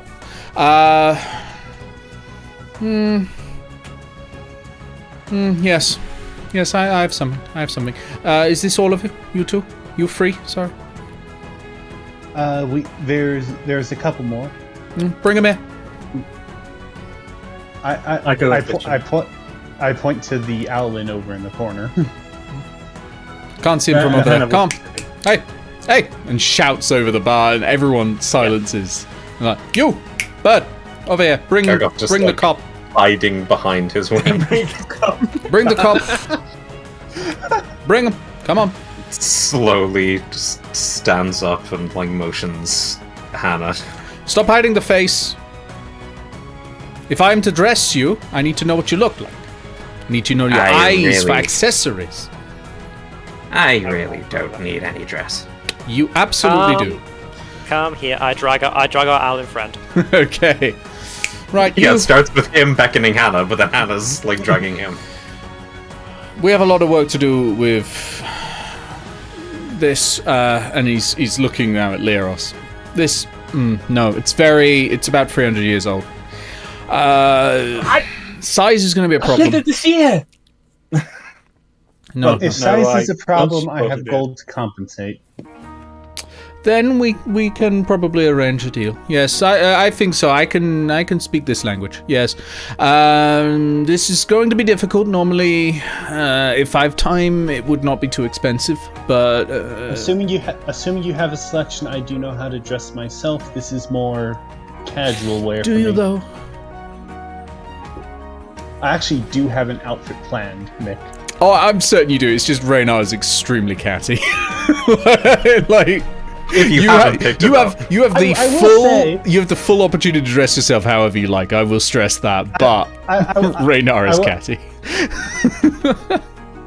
I mean, Eao, who normally has this huge leather coat around her, she does take off her coat, and like what she does have is she does have a fancy, almost noble like frilly white shirt. Her pants are, well, not like they are meant to be like somewhat of the up. Like she is meant to dress fancy under the coat because it's part of her performance wear. What is going on with the hat? Is it staying or what? I assume we could get a fancier one. Yes, we'll have to get a better one. I've got options. We'll get you a good hat. That won't fit with the rest of it. No. This is ruining.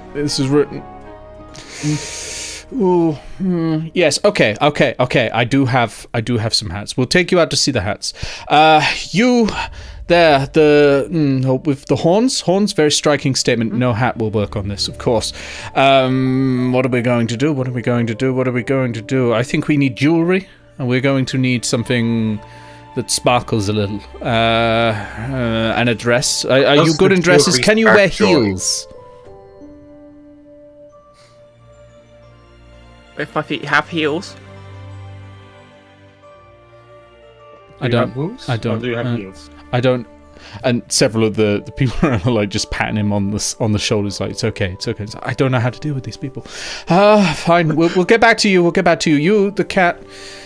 Yes, I think this will be fine. I have ideas. I have some very nice cloth. I think we can make something very quickly. It's going to have to be custom, which is going to be more expensive, but we'll manage it. You, the bird.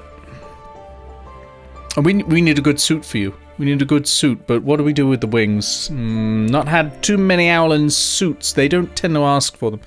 What are... I don't need a new suit at all. You say that, but you are standing here, yes? This robe is more expensive than anything you're wearing. No, that is not the case. No. It's a robe of useful items. Yes, it's a robe, but no. But it's not the robe of fancy dress. No, it's not. It's not speaking to me. You need to be telling me a story about where you're coming from, where you are going. You need aspiration. There is none of that here. There is just utility. You're not going to work. You are going to a party. You are showing off. You are going, look at me. I am a fine eagle. I pride myself on utility. You look like a pigeon. I like this trader. You though, cop, I think this is good. We may work with this. I think you may even be able to keep the armor. I look forward to seeing what you can do with this. The shimmering, it is very nice. It's unique. Did you have it made for you?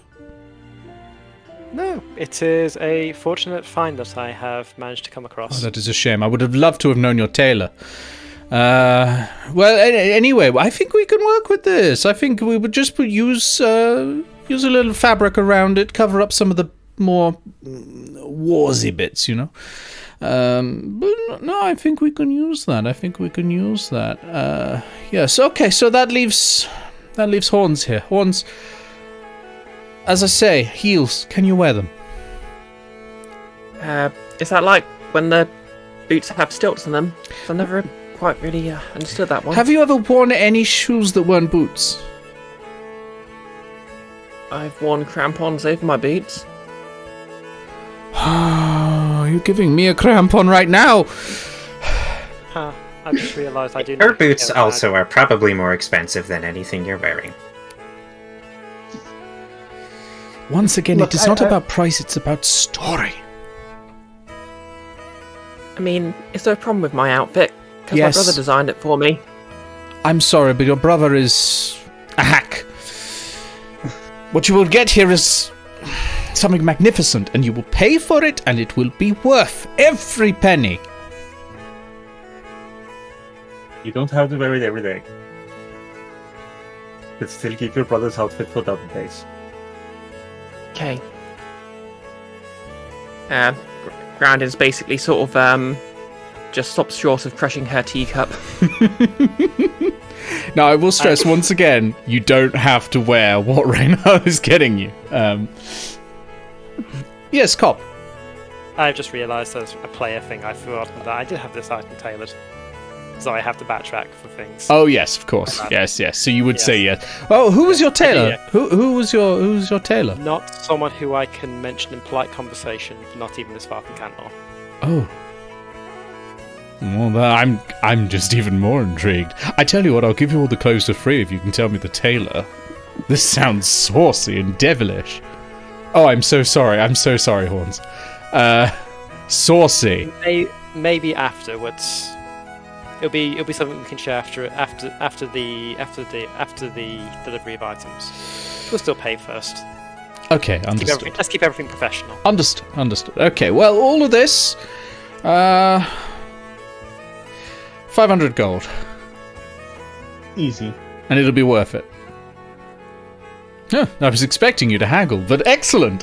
500 gold it is. Hand it over now. We'll take you out to the cloves, and we'll let you have your pick. I'm handing over 300 gold and 20 platinum. Okay. Yeah. It takes that and like, excellent. So Reynard hops up and sort of Reynard's 3 feet tall. Because goblin. And he goes, Come on. Don't have all day. And he's really quite fast on his feet. And you're actually having to like almost jog to keep up. He's properly going for it. And yeah, it takes you out round the back to where there's this little shed. It looks really nondescript and like there's nothing in it. Opens the door, and inside, because of a false wall, is actually quite a large warehouse full of all sorts of things. This is where I work my magic. I'm very, very proud of some of the things that I've acquired. There are some beautiful clothes here. You're the cat man. If you go down to the end, turn all right. There will be a lot of bolts of fabric, beautiful silks. Silks are going to work beautifully on you. Pick out a color you like. Pick out a color you like. White over the armor. But yeah, I'll go look at them. White over armor? Oh, I don't know if we can have you in armor. I believe you can make it happen. Well, look at the lines on your body, darling. Silk is going to just flow straight over you. It's going to be wonderful. If you're wearing armor underneath, it's going to be all bumpy. I feel like we're peering into a period of Nick's life. A college application that never was sent in. It's called acting, darling. You know what? Going unarmored could be interesting. No, Sure. Oh, you'll look fantastic. Besides, who's going to attack you? You're like 20 feet tall, darling. Please tell me Leoros considers unarmed her to be naked. Well, under the silks. But yes, there's some really nice white and also creams, and there's a beautiful. We've got some wonderful gold trimming that'll go nicely with it, or perhaps silver if that's more your thing. Or there's some greens as well. See what takes your fancy. There's quite a few colours over there. The trimmings you'll find just past the silks. Right, rest of you. Let's see. We need hats. Hats, darling. Oh, magnificent. And it takes you to this wardrobe and he opens it, and you have never seen this many hats. And it's every possible style of hat, basically. And Iris, you can pick literally any hat you like. He's like, please, all yours. Magnificent. Oh, in that case, I am going to be picking. No, darling, you see, I told you, difficult with the horns. No, I have something for you. I think this way with me, darling horns. Come with me. And points you to like several sets of dresses. Like, I think these will work well if you can wear heels. If you can't wear heels, I will work my magic and get you something that works with flats. But if you can wear heels, something like this, midnight blue, good with the orange, good with the horns. Striking statement. We'll bring it in and take it out wherever we need to. But maybe this, and then starts going through literally every colour. So whichever colour of clothing you would like, you pick that. And of course, you are still free to then say no and wear the outfit that your brother made for you. And then pick a colour that works with you. Try a few on. There's a little area around the corner you can just hide around if you need to change. The hat I have picked is currently in the secrets channel. Oh, I will take a look at that. Take a look at that. Jesus, That's amazing. Magnifique! As I said, I already have my outfit planned out. That is superb. For those who are watching on YouTube, it is a top hat that is mostly made of rhinestone.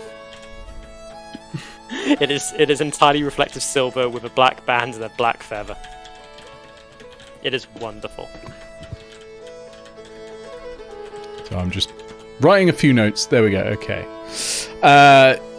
Yeah, I think the next it's going to be you, Hannah, Reynard, Jesse. Come on, cop.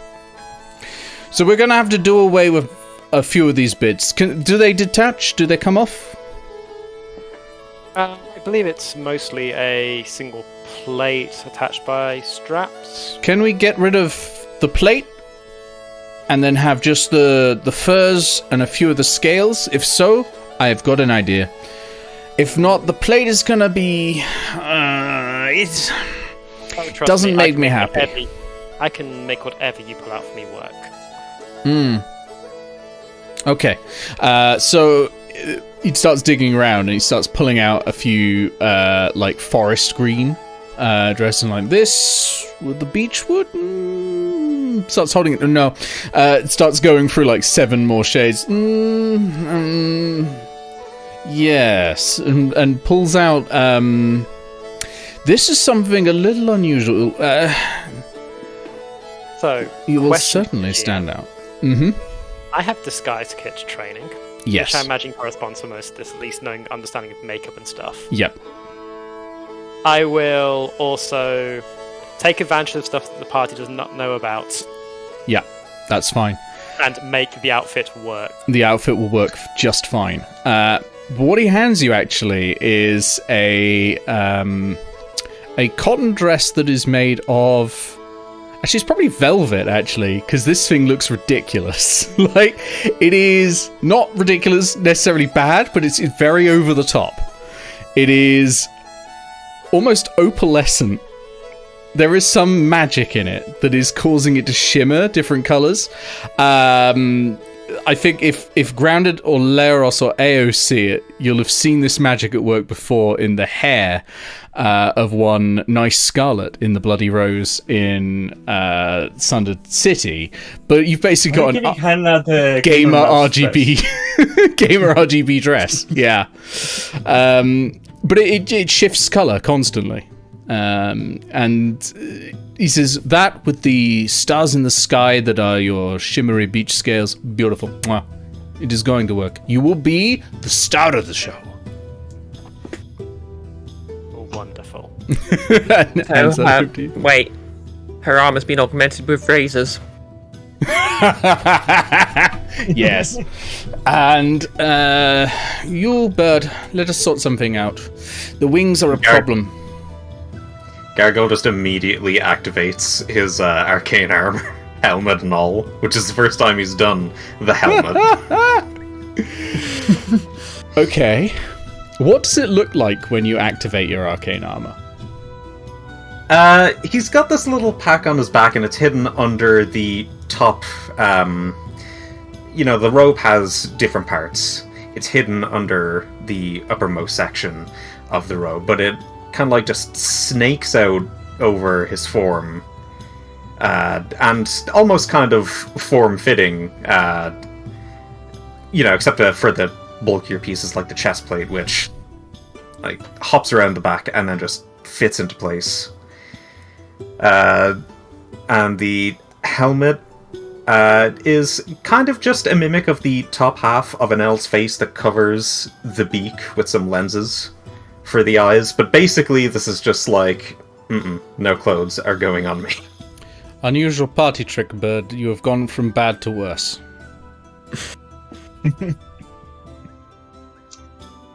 Come on, Gargoyle. We're going to a party that you can at least try to look nice. And at this point, Eao is like already holding like multiple articles of clothing, all of which can still also be seen in the secrets channel. Okay. Raynar is looking over at you and going, "Oh, yes. That is exactly what I like to see. Why can't the rest of you, well, you're fine, cop. Why can't the rest of you dress like this? Magnificent. Yes, you take those. No need to look anymore. You're good.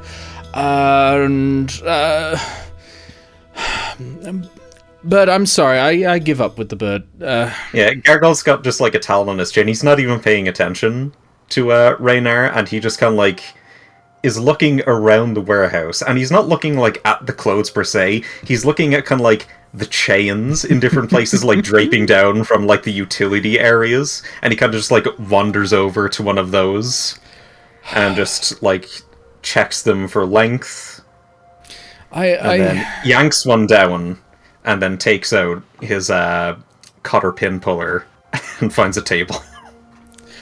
I give up with this bird. Big Cat, where did you get to? Did you pick a nice color? Yeah, I would say so, yes. Oh, good. Come, show me. The white goes very well with my black fur, I believe. Oh, it's very nice. Contrast. And what trim have you gone for? Green gold, if you have any. I know just the one. Goes in and gets a single trim that is both green and... So it's a green base, and then it has gold embroidering on it. And it is in a sort of concentric pattern of... it's kind of like right angles. Like a square wave going all the way down it. This, straight down there. Beautiful. That's quite what I had in mind, but I think it'll do the trick. If you want some more, I have more down the back. We can go look. It'll work. All right. I think we do have a schedule to keep to. That's true. I can look at fabric all day. Right, Horns, how are we doing with you? Okay, so I'm going to say Grounded's basically trying on like a dark blue dress, and she's sort of wearing heels, which she can probably balance quite well in, not least because she's usually on the balls of her feet anyway. And but she's very adamant about wearing the slippers of spider climbing, sort of like socks, with them. We'll need to cover them with something. Boots are... They're a bit workman, you know? It's hilarious that he says that because Eao isn't. If you look over Eo's outfit, she's in fact wearing boots. Yes, but you don't... What? They're slightly healed. Darling, you don't have horns as calves, I'm sorry. I know just the thing. And brings out some boots that actually, they're kind of like... I don't know...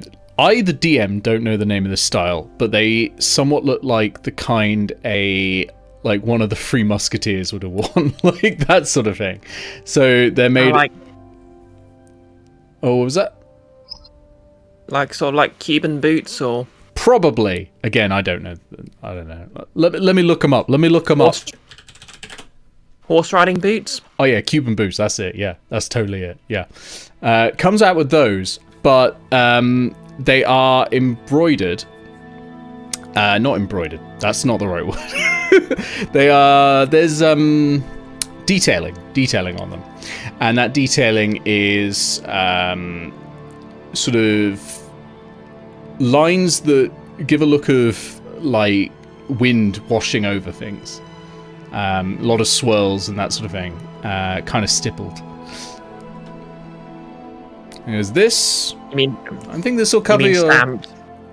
Yeah, that's it. I don't know. Do I look like I've ever bought clothes? These just arrive. I don't know where they come from. Looking like a true cis man. I don't wear boots. They make my ankles hurt. No. So, I think the dress we've sorted. I'm just thinking who's missing clothes at this point now. I think everyone's... Leros we've sorted. I mean, Leros, you're going to get something arriving for you like an hour before the show, but otherwise, I think everyone's actually good. So what we're going to do is we're going to go for a break here, and then we're going to cut to the party. And what I want you all to think about during the break is what you're actually wearing. Now, I know Eo's going to be wearing literally what she's picked out. Leros might be. Gargoyle, you've done a description of what Gargoyle's going to be wearing. Grounded, you now have a choice between the dress and boots that have been picked out for you, or you can just turn around and choose the clothes that Grounded's brother has made. And Hannah, you also have a choice as well between, what I suppose embellishments you'll make to the thing. So have a think about that. We'll break for, let's say, 15 minutes. So let's say we'll go, 12 minutes because that makes it easier. Let's go until 1:45, and I'll see you all in a little bit. Boom, there we go. So, as always, you're audible but not visible. Hi.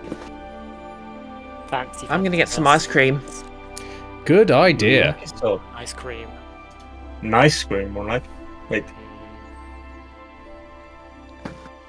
But in this weather. Pixel has jammy dodges. Oh. Jammy dodges! Good for any weather. Yeah, because it melts. I'm not certain I have ever had a jammy dodger. Oh, you should. Yeah. Oh, So, they're good. Yeah, try and picture how best to describe the biscuits in terms of like Baltic Sea biscuits. Try Don't to really ignore the have- fact that there's Minions versions now. It's shortbread. It's shortbread with jam in the middle. Is jammy dodger like a shortbread sandwich with jam in the middle. And yeah, generally the top part is carved out in shape of a heart. Except for the Minions ones, where it's carved out in, I don't know, Banana. banoffee, actually. Oh, they didn't. They did? Oh, I was joking. Okay, I'll be back. Secrets. Chat seems concerned about the paladin having secrets. What paladin doesn't have Yeah. secrets? It's impossible to be a paladin and pretend you're good. Could you imagine? I appreciate the tribute, Andres. And yet nobody here is wondering about the secrets the rogues may be having. We kind of expect the rogues to have secrets. I sort of, you know, Gargoyle I could used- possibly have secrets. I used to have one of my like glass cleaning things on the desk that I used to put on my webcam, so it would just, you know, leave it in complete darkness when I had to walk off.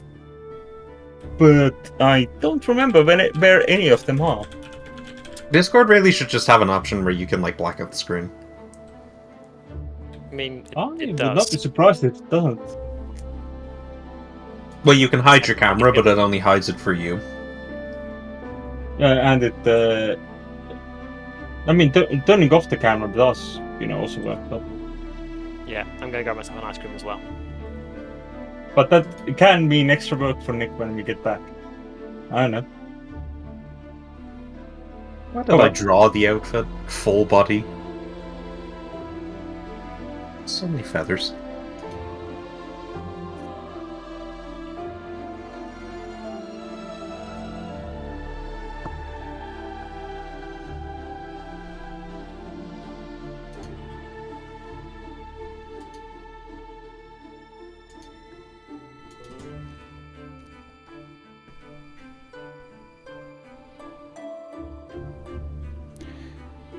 So how's everyone doing in the chat? How is Enfys? How is the Talia? Hello, Talia. How's a hello, Enfys? Also, hello, Nick. Hey, Pixel. How did everyone find Renard Bogcleave? Great character. I wrote the name and then realized when I was opening the notes that I hadn't written any character notes about it. So I was Really like, lining up. whoops. It's really lining up that Gargoyle wants to leave Cantlore more than stay because he appears to hate everybody we've come across, and I don't know if that's bad luck or if everyone in Cantlore is just like this. Not everyone in Cantlore's bad. Petra's okay. Just tired. Hungry and thirsty. Yeah, you better get some food and drink. So I just realized while we were doing the thing, I need to get water. it makes sense for Gargoyle's outfit just in general to be a rope of useful items because he is about utility. Oh yeah, absolutely. I thought that you'd be all about utility. Yeah, it's just Reynard hates utility, but that's one of the odd things about DMing is when you're doing characters you personally disagree with. It's really weird. I'd much rather people I'd much rather people be wearing comfy clothes and, you know, in things that work for them, but I've got to play a character who's going to be 100% style over substance and that sort of thing. Nick, do you want us to drop kick Raynor? Oh no, absolutely not. You would get murdered. Not by Reynard, but by Reynard's muscle. No, it's now my favourite NPC. It's a shame you never got to meet Lisan. That was everyone's favourite before. Although, Olorel was Eao's, I think. Although, maybe when Iris comes back. I don't know. No, Lisan was totally my favorite. Oh, yeah? I thought it might have been, you know, the Fire Fawn. I know, one of my we've already discussed this. One of my favorites so far is definitely Harengan Rabbit Mom from the Emerald Forest, who also was just okay with giving kids drugs. She was great. Yeah. Yeah, that was a great session. I really enjoyed that. I enjoyed the follow-up even more though. We just fucked up someone's house. That was the session. And then the session afterwards, we fucked up someone's face, and they got what they deserved for playing a goddamn blade singer. Or did you get what you deserved? Because after you raided somebody's tower, your tower got raided. Well, I guess. I mean, technically they were raided around the same time. Yeah. Stole my fucking orb. The orb is gone, Nick. I'm sorry. I'm getting it back eventually, like, even if I have to be level 20. Stealing it from a god. I'm getting that orb back. Going down the Ruzad route. Yeah. I'm looking at my notes because again I did take notes at some point, certainly for anything that's not involving Cantlore, because it's character focused notes, stuff my character cares about. And it's like, oh yeah, Rosad still owes me 64 gold pieces. Watch out for the notes that I wrote for last session around 2 a.m. because they might get a little bit spicy around that time. Oh god. Yeah. So do not write your notes at 2 a.m. We have these recorded on Nick's channel at youtube.com/hiscursedness. You can watch the playbacks there on double speed. I just got an hour in, but the dream sequences were just beneath the hour in. Let's see, directly after Eao's dream, I've resolved to beat every player with a spoon if they don't take Pact of the Tome and use it to get Aspect of the Moon Invocation in Campaign 2, so they don't ever have to go to sleep, and I can't be subjected to transcribing Nick's mile-a-minute French accented dream prose. And then after Grounded's dream, may also beat Nick with a spoon. It's 2 a.m. I mean, I really must stress, I don't need the sessions transcribed. Like, I don't transcribe the exact session. It's just like the dream seemed like something that maybe you'd want the entirety there. Were you even more upset when I told you I had them all written down? No, because I was more upset trying to figure out what the fuck you were talking about in one of the sentences, and it turns out that it was just Laurel saying, "Neither am I," in English. But you said it in such a way. I look forward to Nick taking these ideas from the dream sequences and then doing some horrible voice stuff with them just to make Pickle's life a living hell. Yeah, I particularly suggest the idea of playing them backwards. Like, he says, "Neither am I," and I'm trying to put it through Google Translate, like, what does that mean, and why did he only say this one in French? Playing it backwards in French. That's how I know my French accent's good, is when you're checking Google Translate to see what I just said. Or I'm just uncultured. No, my French accent is good enough to be confused by a French person for a German person. Okay, I'm gonna have to Which give isn't a great. small... I'm going to have to give a small forewarning. I may have to disappear for a bit Okay. at some point when I get a phone call, but it's entirely possible that it's that I won't need to go anywhere. Okay. We'll Well, see. the bit in the party is... Oh, not the party, sorry. The bit in the show is... No one has to be there for a specific bit. Like, there's no bit I've written where it has to be X responding. Like, it's not going to be a case where if you have to pop out, the party are all dead or anything like that, you know? Yeah, if I have to go, it might be up to 20 minutes. Just That's so you're fine. forewarned. Yeah, don't worry about it. Yeah, okay. But yeah, thanks for the warning. I appreciate that. Yeah, that's the challenge at home. Figure out which one of us is the Phantom of the Opera. Is it Leoros who may... or at the opera? Is it Leoros who may have to leave for 20 minutes? Is it Grounded, who Phantom is part of the subclass? Or is it Ruz, who has died multiple times? You're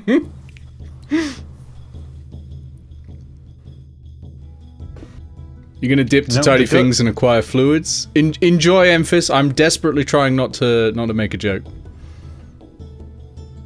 No, we're going to have to face a ghost from our past. Specifically, we're going to have to fight Hetty. Oh no! Is it grounded Ground- right now? Grounded did not hug Hetty. And now it's time for revenge. It was me. I was the turkey the whole time. Hi, Sim. Hey, someone got the reference. I didn't Why, get the yes. reference. I found it kind of funny. Mate, girl. Pretty much. I got the every name single- wrong. Yeah, pretty much every Invader Zim line out of context is hilarious.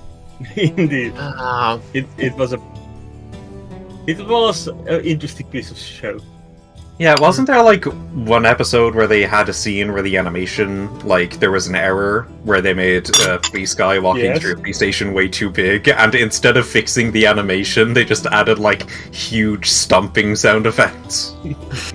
That Yeah. is pretty much Jonah's backwards style. Yes. There was also the fantastic place in which there was supposed to be traffic, but they never animated the traffic. Yeah, so they're just screaming over the traffic, but there's none.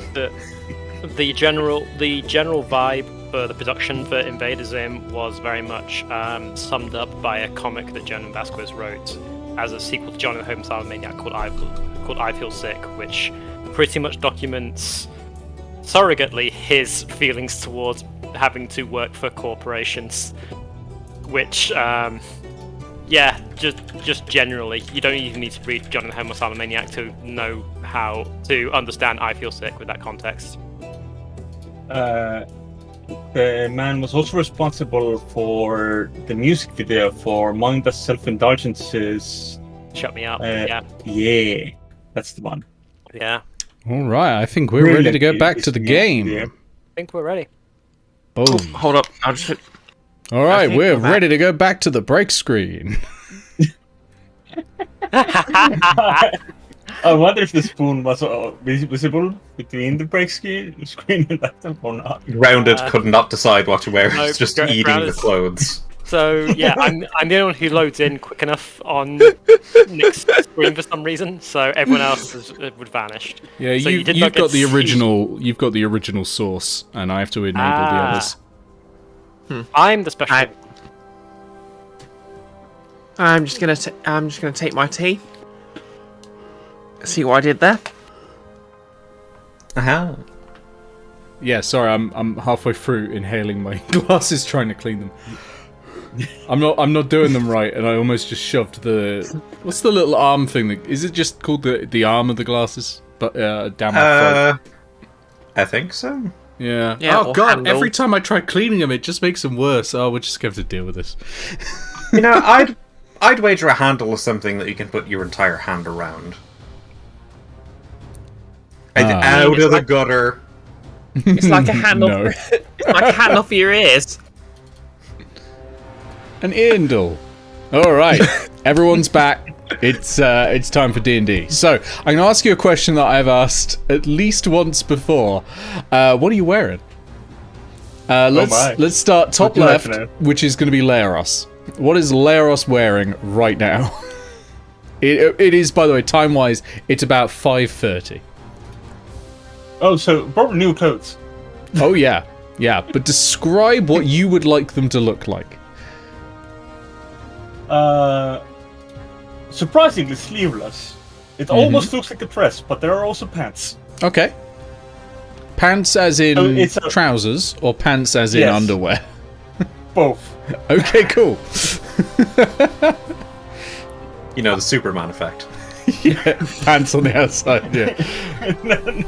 Not that way around, because the top folds go Yeah. past the knee, so it would be pretty Yeah. the long. Sun is just set. We will go then top right. Hannah. So, the scale armor is still there, but it, had plenty of adjustment done to make it kind of flow into the ridiculous sheer dress that I am wearing, with some terrifyingly tall heels. Hair has been done up appropriately with equal parts black and white jewelry, possibly either in, if I can afford it, precious metals, otherwise precious minerals of some type. So probably precious animal parts, so something like ivory. Because fancy. But Yeah. yes, the fancy outfit that was picked out fits perfect. Of course. Bright Perfectly green, adjusted. as far as the former you told me, but mainly effervescent. Sort of like 7 or 8 different colors going on at the same time. Yeah. Which, matching with the red hair done all the way up, it's like, oh. And decorating the back as an accessory is going to be the sword we found. Okay. I now have Very nice. done up as a proper fancy thing that ties up the dress. Okay. Like Wonder Woman. Yeah. Yes, like Wonder Woman. I like it. Over to Gargoyle. What are you wearing? Oh god, Gargoyle is wearing just his robe of useful items. It's a series of wraps. The robe itself is a navy blue.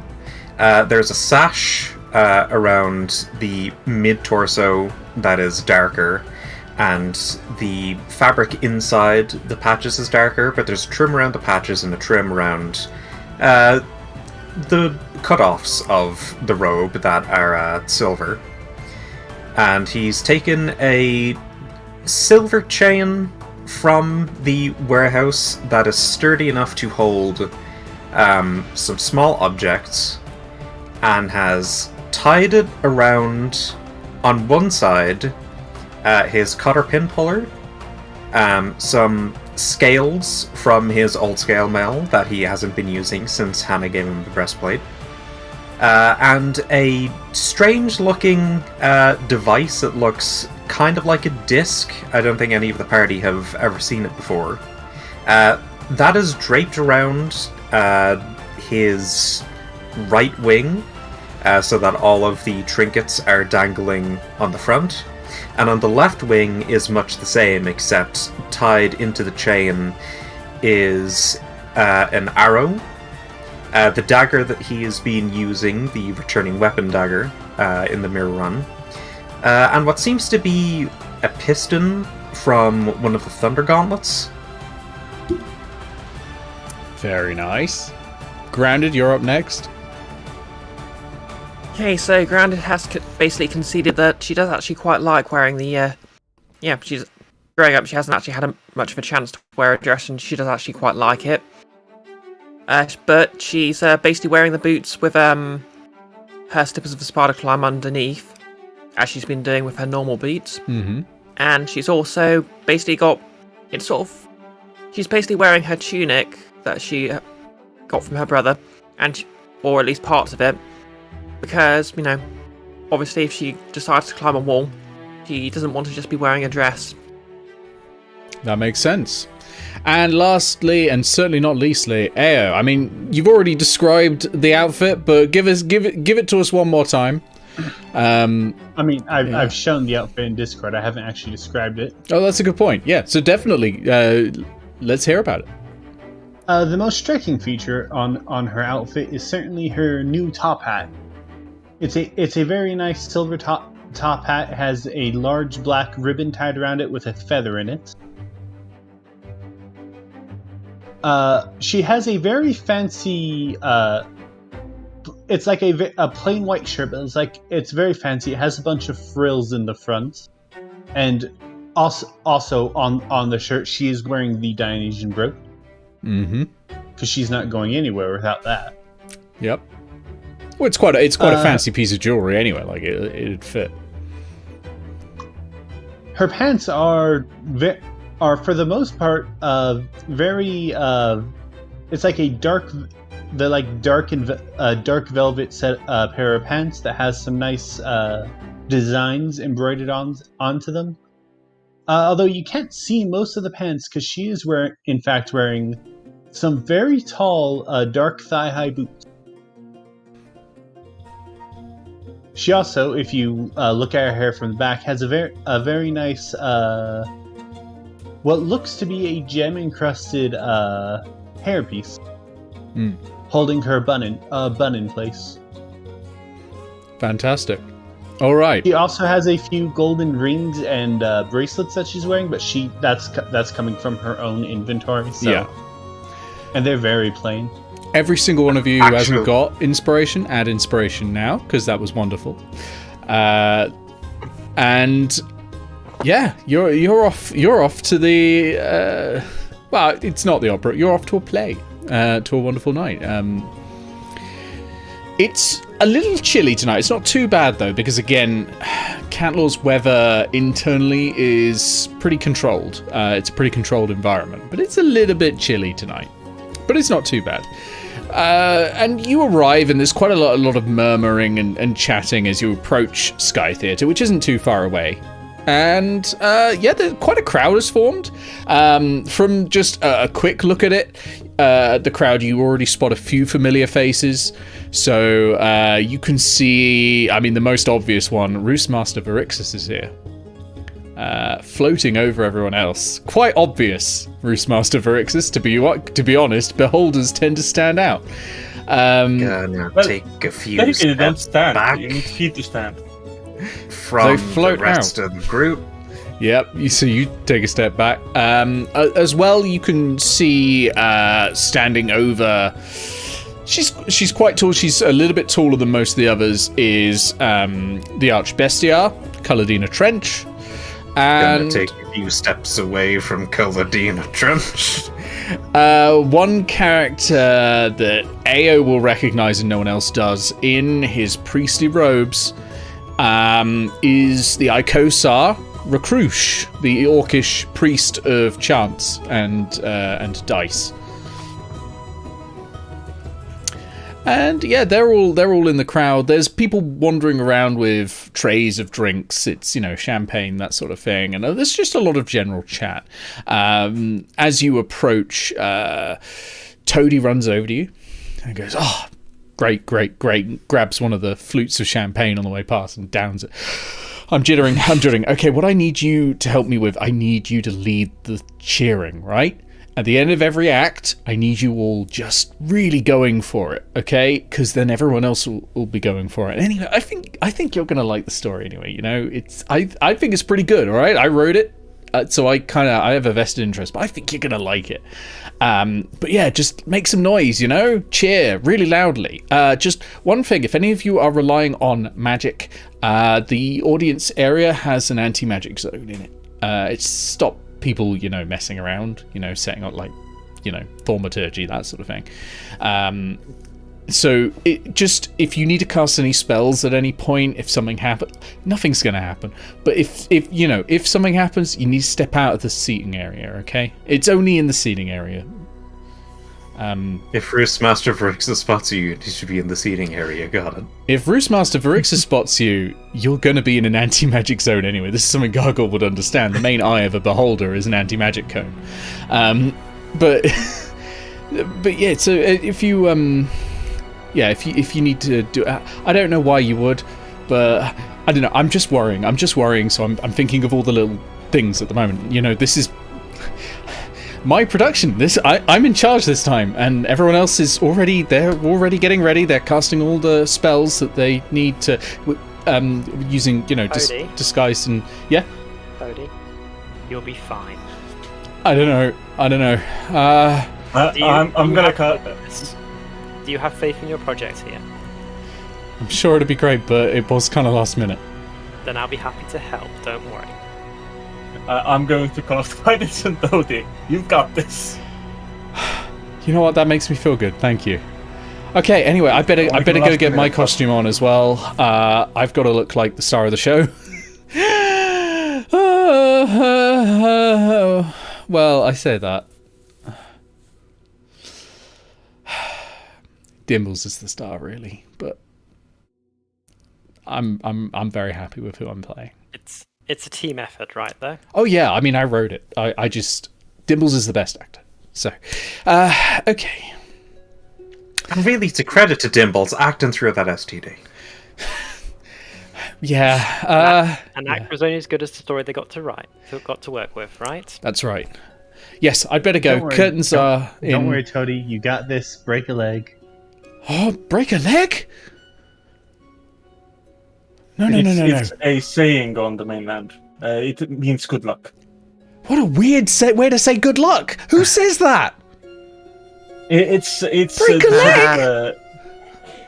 It is to wish ill on someone in a way that is certain not to happen. What?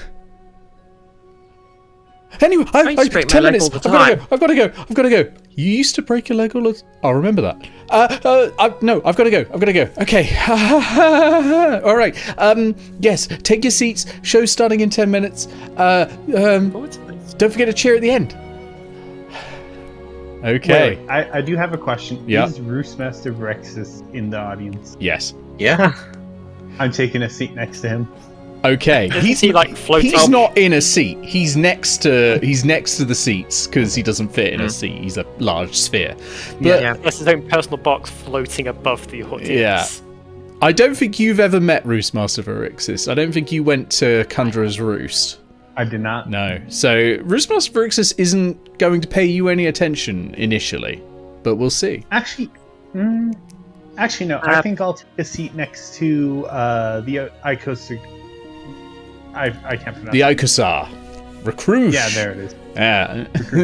he looks you up and down and goes, "Aha! I remember you. You came in when we had the problem of... What was their names? The kobolds. They've gone now. I can hardly remember All them. three- It was only a few days ago. All three of them are gone? Yeah. Erased, really. Like they were never there. But you get this faint shred. Stuff happens like that. I don't know. It's just the worst. Where is Okay, everyone I'm- else sitting, by the way? Oh, we've lost... Well, Bree is fled. Yeah, Grounded is sitting in the null zone. Let me... Grounded is Oh, setting no. up the anvil above the stage. Funny you should say that. Ao's actually going to look at him kind of worried and go, okay, I need a favor of you. Okay. I need I'll you just... to- Hang on. I'll just bring us back and reactivate the source mirrors, because for some reason they disable. There I we can't go. wait to hear why Ao thinks she's owed a favor by this person. We're back. Okay. It's a simple favor. Next time you go back after tonight, can you just like go down into the basement, activate that magical circle they have down there? I The suppose... kobold. Yeah, sure. Sure, why? Yeah, no, just to bring them back. Who? I'll give you. Just like activate the magic circle. It'll all make sense afterwards. Well, all right then. Yes, can do. Well, I'm rather looking forward to the show. May the dice be in their favour, I say. And yeah, where is everyone else sitting? I'm going to sit with whoever looks familiar enough. So probably with someone in the party. Okay. Hannah, where are you sitting? If I recognise anyone in the audience, I am actually going to be terrified because there's only two people in Cantlore I've interacted with, and one of them tried to kill me. However, if the other one... What did you get up to?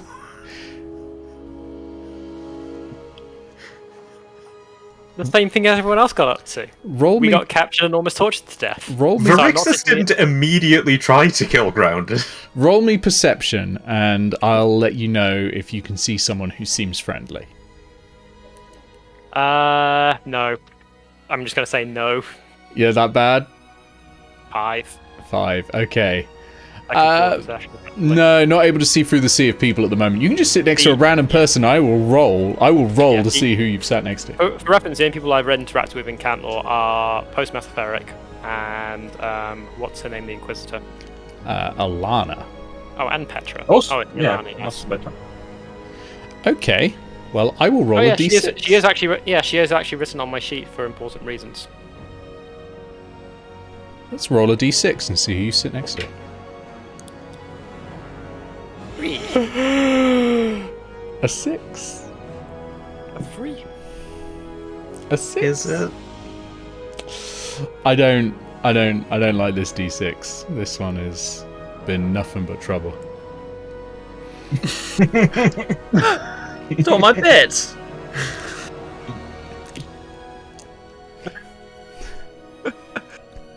That's one of those ones Exit they side don't of have me, hand. isn't Ao it? will be proud.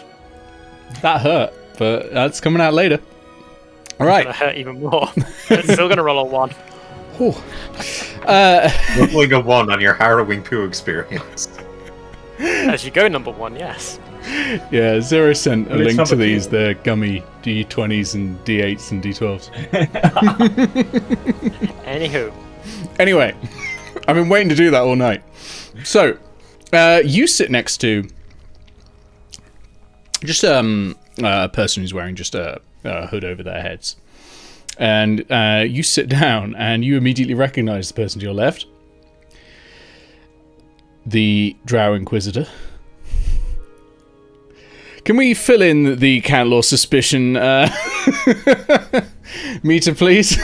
Are you going to make that happen just from this, are you? She was always going to be there. She's on my notes. I've had it in my calendar. The Inquisitor is revived on the 12th, which is today. I believe that's a full clock. Yes, it is. As I said, it would be filling in no matter what. Yep. So, One for Lanarchy meter. yep. She looks at you and goes, "Intruder." Oh, Ah, Grand Inquisitor. she can play nice. We'll deal with you later. Well, you're currently in an anti-magic zone. So I know. her options are more limited in an anti-magic zone, and a paladin's options are less limited. So, I mean, we're about as limited at the moment. well, yeah, I'm also looking down you my can't hand, cast your I'm also spells, looking- you can't smite, but you can still hit with a sword. I have no spell slots left given the events today already, so it's not too Yeah, bad. well- I'm also looking down my thing and realising, oh, I've got an extra ring that wasn't there before. The other thing, of course, is she's not brought any weapons, which you can see, but you Yeah. have. So she's playing nice at the moment. Right, who have we got left? Gargoyle, who are you sat with? I suppose it would make the most sense for me to sit beside Roostmaster Varexis. Well, you can sit next to Eao, who's next to Roostmaster Varexis. No, I'm not. No. I'm next to the professor card. Oh, that's right. You went to the yes, you went to the Icosar. Okay, Gargoyle, you go sit next to Roostmaster Varexis, who looks down And at I'm you. going to be silently praying that Eao realizes that if she does indeed do what the canons ask, there's going to be quite a numerous amount of eyes from one creature.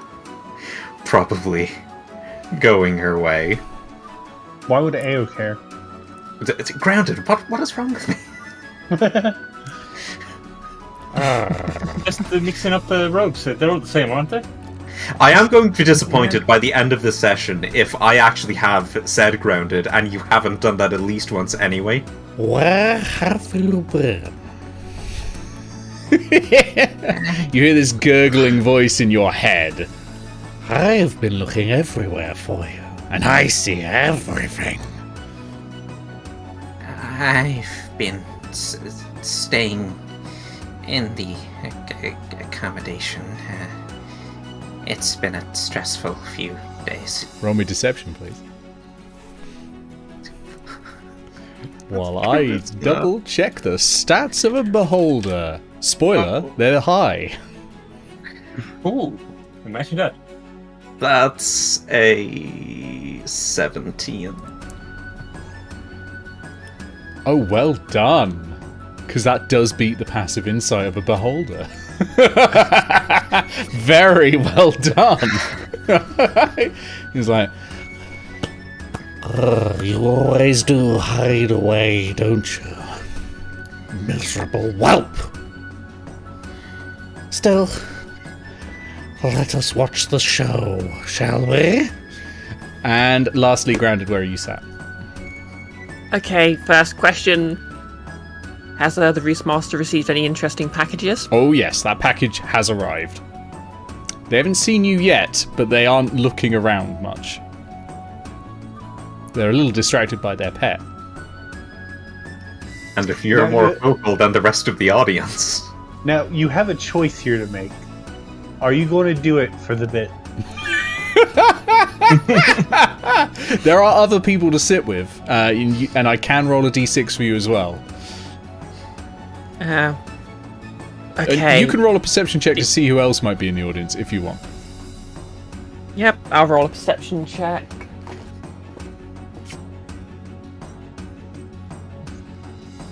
That was actually terrifying for the deception roll. It was good. In fairness, I think Lyris would most likely follow grounded. You're going to follow Grounded, okay. Most likely, yeah. Is that a nice 20? Okay, so I'll give you all the notable characters in the audience. Roostmaster Varixis, Postmaster Theric is here, Archbestiar Culladina Trench, Transmutex Eleanor Silverstride, and Icosar Rakrouge. Now, Eleanor Silverstride, of course, is Eao's godmother, and also the head of the School of Transmutation. And as you know, Archbestiar Culladina Trench, you met previously in the bestiary, where you had fun with a frog him off.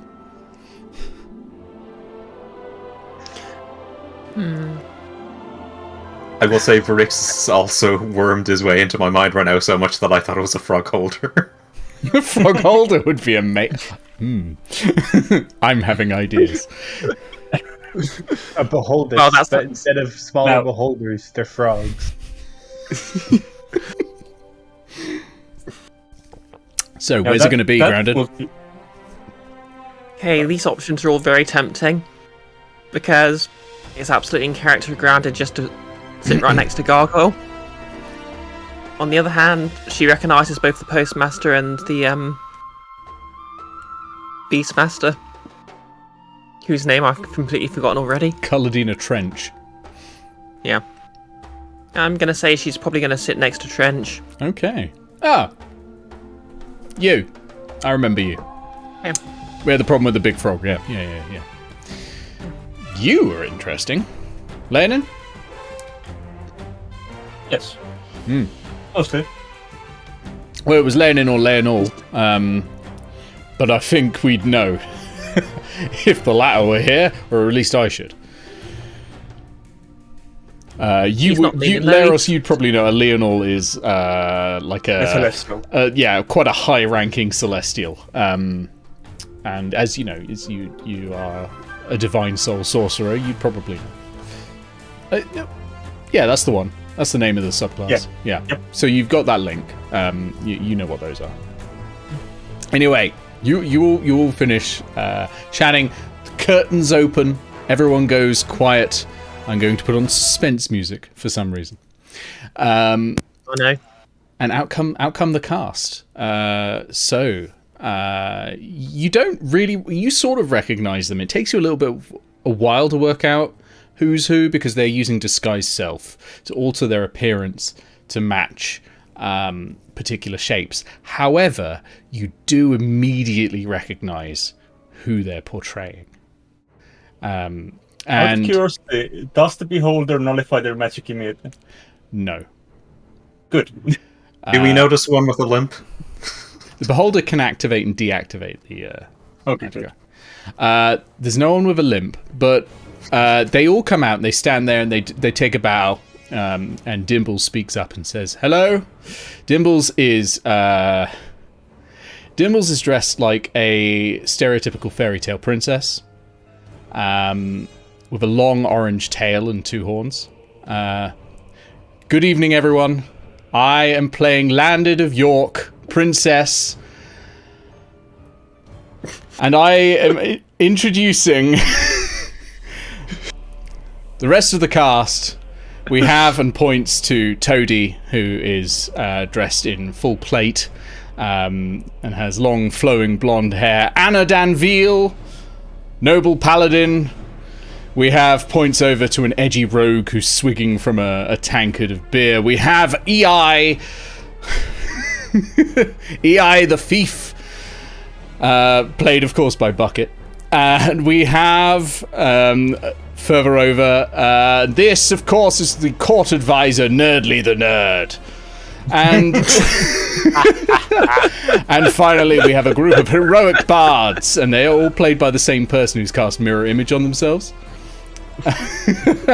And that person is Bucket. So specifically, Princess Landed of York, played by Dimbles; Nerdly the Court Advisor, played by Trembles; Captain Anna Danville, played by Toady; Eao the Edgy Rogue, played by Bucket; and the Bards, all played by Pisshead.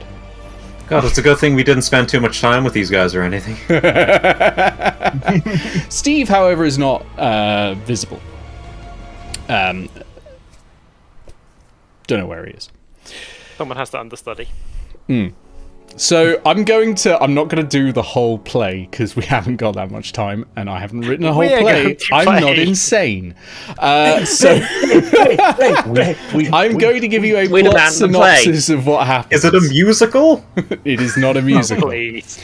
Landed of York, It could be. Ei and Anna Danville arrive at Cantlore, riding on the back of Nerdly, the nerdy owl. Nerdly the nerd, full title. Nerdly, by the way, is complaining the whole time. Landed seeks out a group of bards and tasks them with removing the ghost from her head and to help her find her one true love.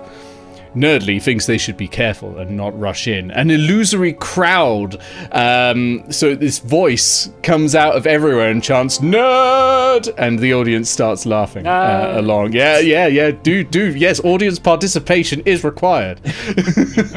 Starts shouting, "Nerd!" Grounded joins in. Yeah, and then a you good thing get that a, I Grounded can't did- hear you, nerd!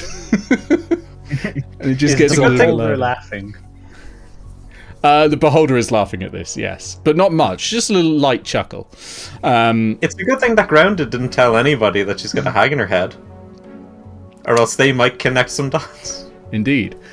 Anna is constantly described as tall and beautiful and strong and will do whatever her charge, the princess Landed, wish of her. Ei sips from a hip flask and asks when the next party is. And Landed is brave and strong, but ultimately useless without the noble bards. During the scene where the bards In-universe agree to help. fanfiction. Yeah, during the scene where the bards agree to help remove the ghost from her head, one of the lights fails. Just suddenly turns off.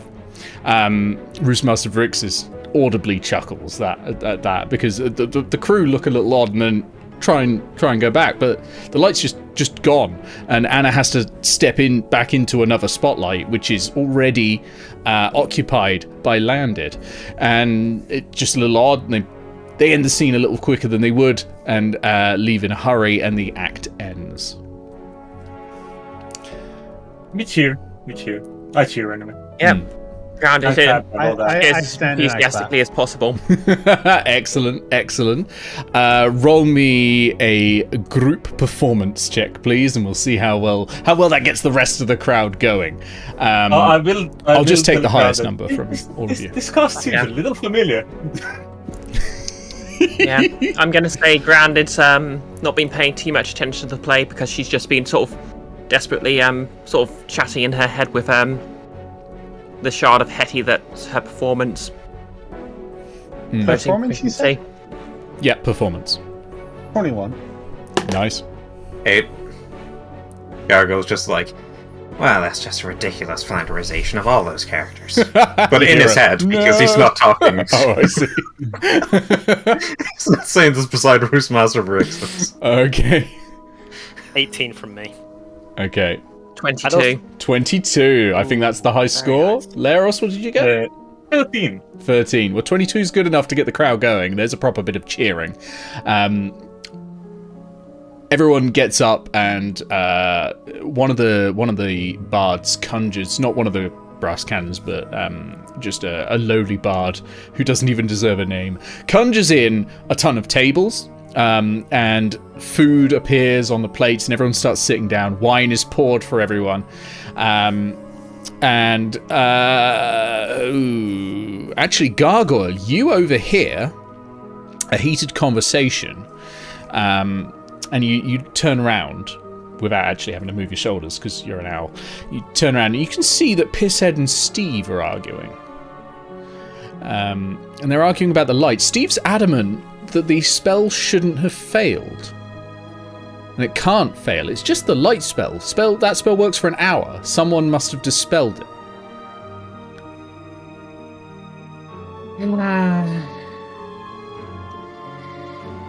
And myself, Gargoyle is going to stand up, and he's going to flap his wings and fly up to the light and just take the pin puller out of the chain for a sec and do some magical tinkering to make the light shed some bright light again. Okay. That's good. Roll me intelligence with Tinker's Tools proficiency. Let's see if you can get it working properly. Because it's not just a light. It's not just a bucket that emits light. There are controls up here that you're seeing. It's all hooked up to quite a vast bit of equipment. And what you're now trying to work out is which bit is meant to be hooking up to what, basically. And which bit is actually meant to light up. Yeah. That is 14, I think. Ooh. So you can definitely make it make light, but you also can't make it stop making light. It's now kind of just on permanently. At least for an hour. Yeah. For the next hour, that light's going to be on all the time. Actually, that's until it's dispelled. Well, that's true. You can dispel it whenever you want. Oh, is Gargoyle just in the rafters now? Well, you're up there at the moment. You don't have to stay up there. Like, everyone else is having dinner. It may, in fact, be considered suspicious if Gargoyle the Nerd is up there while all the equipment's failing. True. Gargoyle's gonna fly back. I'm going to see if anyone's spotted you. No. Well, one person spotted you, but it's not the bards. Okay. Would Eao have noticed this? I don't think you probably would have... no, I don't think so in this case. I think... Yeah, probably not in this case. But of course, you're all free to communicate with each other. I'm assuming you've chosen to sit with each other. I'm assuming the Inquisitor, I'm assuming Alana is not planning to let me out of her sight for now. Absolutely So not. I'm probably not going to go back to the party, and if anyone does try to get anywhere close to me, I'm going to wave them off. Just to make it clear that this is a bad place. Okay. I'm probably not going to be conversing with any of the Guild of Icons while Ruse Master Vrixis knows where I am. Sorry. Meanwhile, Leros is that's gonna fair. be like, "Oh, so they do have food other than ham sandwiches?" Yes, but I'm afraid at the moment we've really got to use these ham sandwiches up. I don't think you understand the state of the ham sandwiches. It's bad. There's several rooms are just full of them now. Oh. Have you? Go ahead. I was actually going to ask her priest friend. I have a question. I'm not sure if you know, but like a couple days ago, I heard a fairly large noise happening over by the evocation building. Do you know what that was about? For the DM, I am referring to the large explosion that happened after the School of Illusion person went to the School of... angrily went to confront the School of Evocation. Well, there was a bit of a fracas going on over there, but I don't know, it doesn't reach me unless someone dies. That's really it. I mean, I don't deal with anything less than that. Injuries? Nah, it's not me. Speaking of, and Eao pulls out her fake clipboard that she was using. How often would you say deaths come through from your place from various experiments? It's not that often, actually. The last one we had wasn't even an experiment. It was just one of the campus guards. Oh, what happened? She got stabbed. It was rough. Shouldn't have been saying that, really. We should be talking about fun things. This isn't a time for work. This is a time for play. How are you finding the play? I'm loving it. I'm actually rather enjoying it. I think the characters are really what's selling it. Oh yeah, definitely. The writing's superb. Whoever came up with this, just amazing.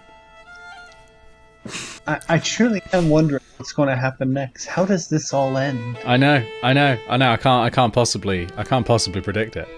All right. Speaking of campus guards getting stabbed, how is it going, Alana? Must you talk? I assume you want to talk to me at some point. Yes, well, not right now. I'd rather drink my wine and eat my ham sandwich. Wait, who are you talking to? The Wait, is woman it who arrested us and had Razad killed at the Okay. center when we turned up here. The Guess one we who's killed. back. Yeah, the guard that got stabbed. The guard that got stabbed, yeah. We can be diplomatic about this. I Can prefer we? that. Yes. Interesting words for someone who's run me through with my own sword. Oh yeah, that was Hannah specifically. I don't think I did the running through. Nah, I was grounded. Yeah, it was grounded. She I just wasn't, saw the one doing red. the running, I wasn't doing the one running through. I did put your body inside the trunk, though. I wasn't aware of that. Indignity. Thank you for telling me. You know what's going to happen. I will come for you. I assume that it can all be mostly mitigated of having us have to do like a chase through Cantlore into town, causing collateral damage. I don't We can need to still handle chase you. this I can just see you. Who is harboring you? I'd rather not answer that question. And you're currently in a zone of anti-magic, so you're not going to get that out of me that way. We can have these polite conversations at your leisure later, though. Oh, we shall. How are you finding the play? So. Bit derivative. Oh. And I make polite conversation with her. Okay. Very polite conversation. The kind of conversation that is altogether the most horrifying thing to sit through. We're going to do one more conversation. We're going to do one more thing at dinner before we get on to Act 2, because I'm aware of time. It is primarily to keep everyone out of her radius. Roostmaster Varixis is holding a ham sandwich and shoves it into its mouth, and it turns to you, Gargoyle, and it says, Was that you? Playing with lights? Yeah, looks like one of the lights was broken, so I figure I'm an artificer. I here. do love a comedy. Oh. That's... Do feel free to play another prank if that should suit you. That would finally get you on my good side.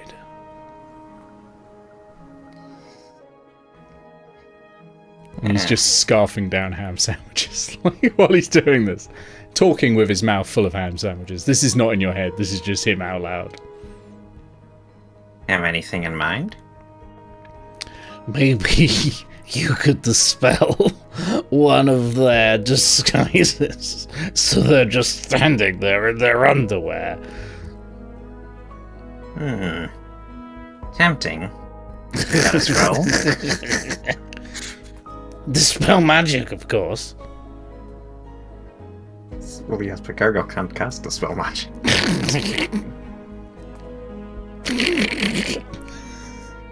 What kind of wizard are you anyway? Can't cast dispel magic. This is really hurting my throat. I've made a mistake. I love this voice so much. Same. It, I think I might start provoking Roostmaster Brixis in characters so he can become the big bad of the campaign. Start?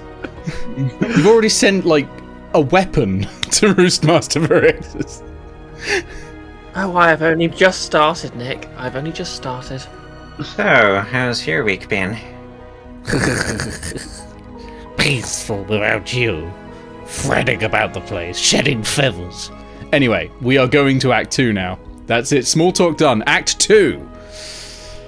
I forgot I named the acts as well. Act 1 all we have to do... Act 1 was named A Maiden Arrives on Winged Nerdly.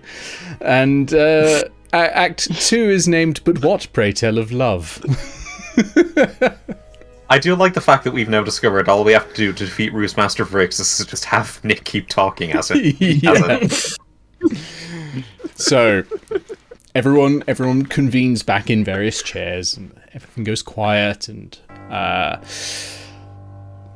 the play begins again, and the bards prepare to face a ghost. Landed, Eao, Anna, and Nerdly, meanwhile, are scouting the city in search of Landed of York's one true love. They split into pairs, Landed and Nerdly, and Eao and Anna. Eao then notices that Anna is reluctant to help find Landed a suitor, and Anna confesses her love for Landed to Eao. Sorry, just my note is Eao rips the piss out of her for it. Anna threatens... You can really tell where the drinking started happening. Anna threatens to beat Eao to a pulp if it weren't for her great love of Morian and Landed. Meanwhile... give me a small moment. My phone's doing things. Yeah, no worries. My phone is my camera. Meanwhile, in a separate part of town, Nerdly asks Landed why she's looking for love anyway when there are perfectly good books available. The crowd once again bellows, "Nerd!" Landed says she's not sure. It's just something every princess does, right? It's a good question. Nerdly's pretty sure a book sounds better, though. Back to Eao and Anna. Yes. To be fair, Leros right loudly yelled, "The book better have little riddles." Eao threatens to tell Landed if Anna doesn't tell her herself. Anna's annoyed. Says the threat to beat her to a pulp is still on the table. Eao knows she won't do it, though. Suddenly, though, the disguise magic spell on Anna fails, revealing Toady. The audience laughs, and Toady looks visibly upset, but powers through his final lines in a falsetto before rushing off of stage. And the act ends. Thank you, Talia. That was given to me like 40 minutes before the session started. Well done, Talia. Indeed. Applause to you. Yeah.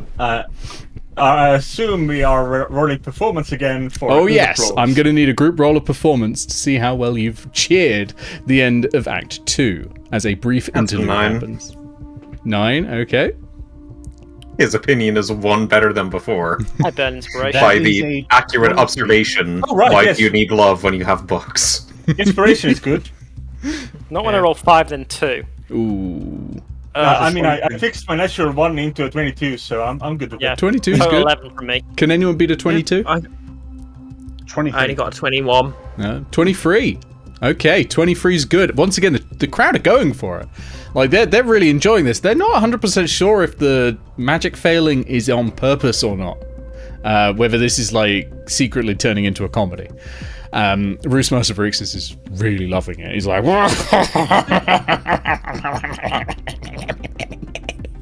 He's going for it, and one of his eye stalks pats you on the back gargoyle. Like, "Oh, very good, young gargoyle, just like I told you to do."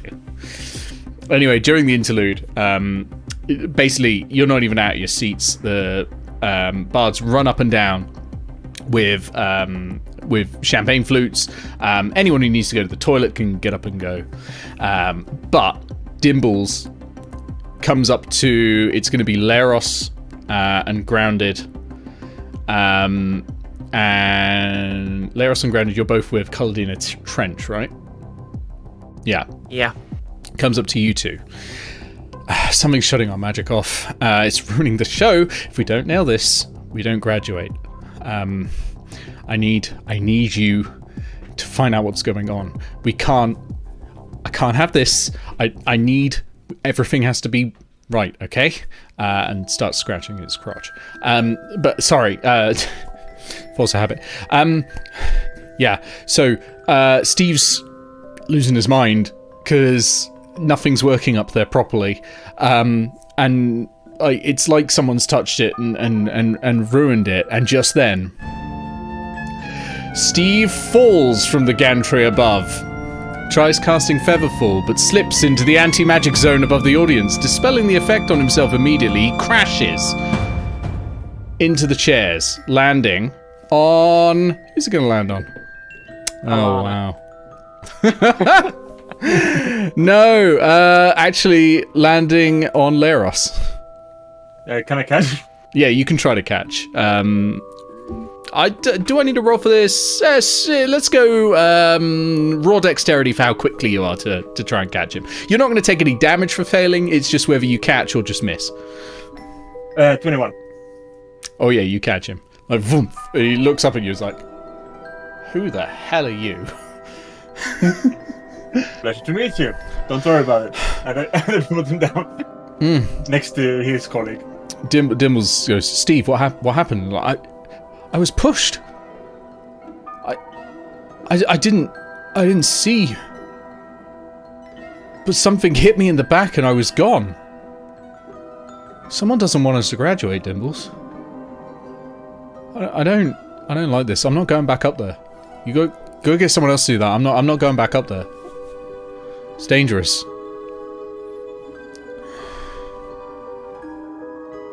I need a drink, and Steve starts powering off towards anyone holding a drink, basically, and starts chugging it. Yay. Dimbles looks at you, Grounded, and goes, "Where's the nerd?"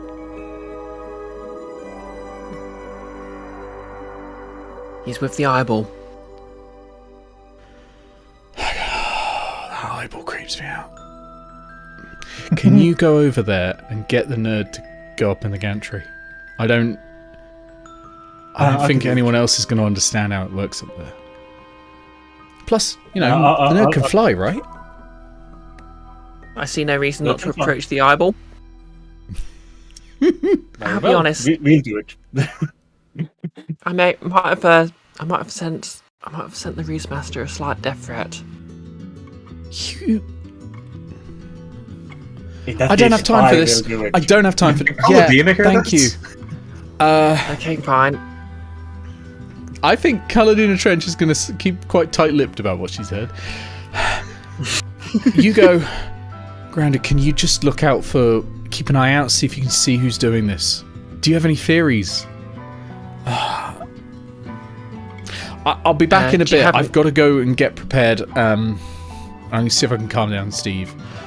I don't need this right now. As Toadie's walking away, I'm a kind of intercept Toadie and ask a single question. Okay. Where would be a good place to stay out of sight, but while still seeing everything? We're stuck up in the gantry. If you can get up there. I'm already moving. Okay, you heading straight up there. There's ladders that will get you up there. I start moving. I say, "Don't worry about Act 3. Things will go smoothly." Okay. I will go up to Roostmaster Braxis and go like, "Greetings, you must be Roostmaster Braxis. I would like to borrow your pet for a moment." Wow. What is it you? Snaps his head to Leoros, arms crossed like pet. I didn't catch that. No, you may not borrow. You may rent. A favor for a favor, perhaps.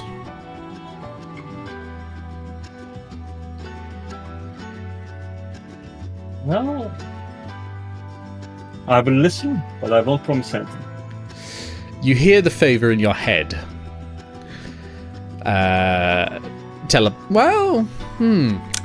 There is a scratching at your brain as if someone wants to put a message in your head. And I suppose you have the choice of whether you're allowed in. I am going to first reply with, this is an automated message. Please leave a message.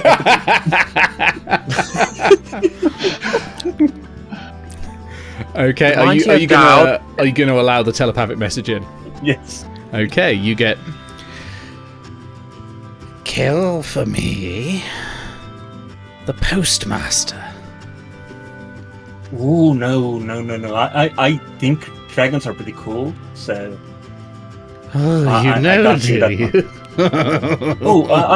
I've been informed of a couple of things, yeah. Interesting. Like just a couple. You might be more interesting than I thought. How about a different deal then? You can keep the pet, but you become my pet. Unfortunately, I have other business I need to take care of eventually, so I cannot make long-term promises. Business is difficult then. Then I'm afraid no deal. Very well. Gargoyle, do you want to go upstairs? Ergo just looks to Master Veraxis. Looks at you. Pointedly. Looks All 9 to eyes. Leoros. Leoros has the biggest... Looks back to Veraxis. Shrugs.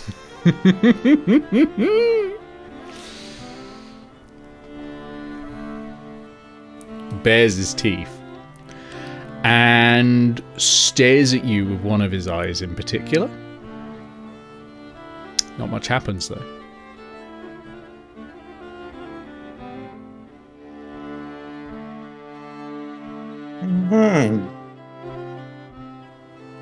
Do I know what eye that is? Oh yes. Yes, you do. You've never seen it used. But you know that that eye is sometimes used as a threat, and it glows black. I'm digging a trench very, very quickly. Yeah, Well, that's most of them, to be fair. But... Mining a 10 foot by 10 foot by 10 foot cube out of anything in front of it. Looks to Leoros. No, it's not that one. It's the Death Ray. Oh, okay. I was thinking disintegration. That's even worse. Very well. Can you recommend me anyone else who might be able to help me cause a mess upstairs? Let's see, and he takes out a little notepad, and does Gargoyle, Did you know say any... cause a mess? I did say cause a mess. Roll me deception. Finally, the proficiency I've had since the beginning has come to use. Oh yeah. Thank goodness we don't need... What was that? 25. 25. I thought at first you said 5, but today. Well, if it's a mess you want to make, you can have this one for free. Excellent. Oh, that really hurts. I will pretend that the beholder did not say that aloud. I really don't want to hurt anyone. Don't worry about that. We're just taking a little look and seeing what sort of trouble we can cause. He just tenderly gets up and just still holds the notebook, but just Are you sure there isn't anybody else you might want? Dribbles starts Some creeping artificers. out of the corner of the beholder's mouth in anticipation. What? Go. He starts laughing and turning around, and little flecks of it are going everywhere. Come on. It'll be fun. Yeah, no, he's going. Alright, do you fly as straight soon as- or are you heading off as with soon- Leros? I think Gargoyle carry Leo. As soon as we are out of hearing range, I'll actually fill Gargoyle in on the plan. Right, well, Oh, yeah, Gargoyle's gonna try to pick you up and fly you up there. Oh. Is there no staircase? There is a ladder, yeah. Ao's already There's a up ladder it. Ao's up there and attempting to hide so that anyone else who might be up there can't see her. Roll me a stealth check. Although it's probably a foregone conclusion. We're flying low. We'll have rain. That is a shame. I rolled a 12, so that's 17 total. Okay, that's not too bad. I'll remember that. Alright.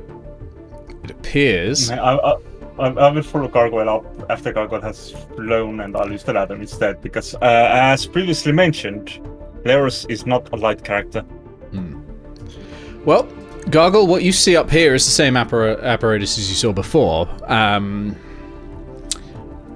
couple of wires are missing, though. Like, they've been yanked out. There's a couple on the ground, but you can't 100% work out which one should be hooked up to where. There's these slots, and it very much, like, there's 4 holes, 2 cables. It could go right, or it could go wrong. So you're going to have to start thinking about that. But immediately, everywhere goes quiet. The lights start dimming, because those are handled by front of house. And the curtains open. And the finale begins. Eao will not actually be watching Act 3. Eao will be keeping an eye on basically everything else. Okay, yeah, I'll keeping be an eye leading the around. applause then. Yep. Yeah. And Is Grounded still in Ground- the audience as well? Grounded's in the audience as well. Yeah, Okay. Grounded's gonna sort of look around the audience just to make sure no one's sneaking off or doing anything suspicious. Cool. Okay. I'll take checks from you when it becomes appropriate. But I like this as a great plan. All right. Curtains lift, and it is getting to the poignant scene where Anna Danville professes her love to Landed of York. And this is during the fight with the ghost that is in Landed's head. The only way to defeat the ghost is, of course, true love's kiss. And Dimbles and who's playing? Hang on, Dimbles and Toady are getting ready for the sort of the climactic moment where the kiss, and what is meant to happen is this major image of a ghost fizzles out and like burns away from the fire of love. Gargle, you're not 100% sure what's question. going to activate what, though.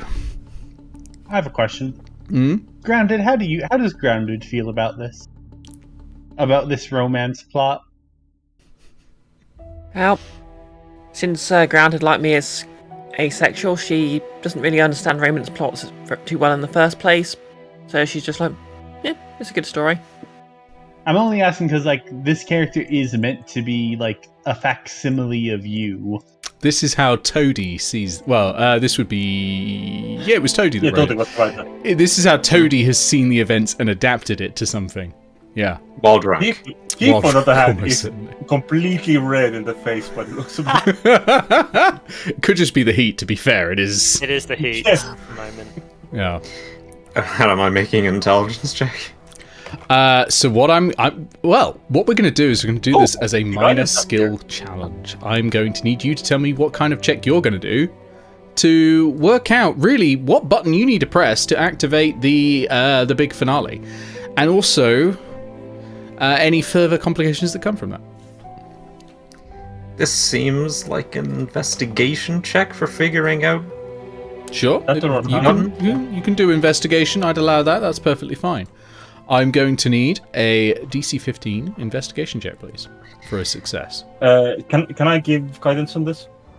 Unnecessary. there. That's You totally 17. can. Oh, well, not needed this I'll time. st- Mark down a success. You work out which button, and you go to press it, and nothing happens. This is what you'd worried about when you saw those 2 wires on the ground. So you're going to need to hook those up as well.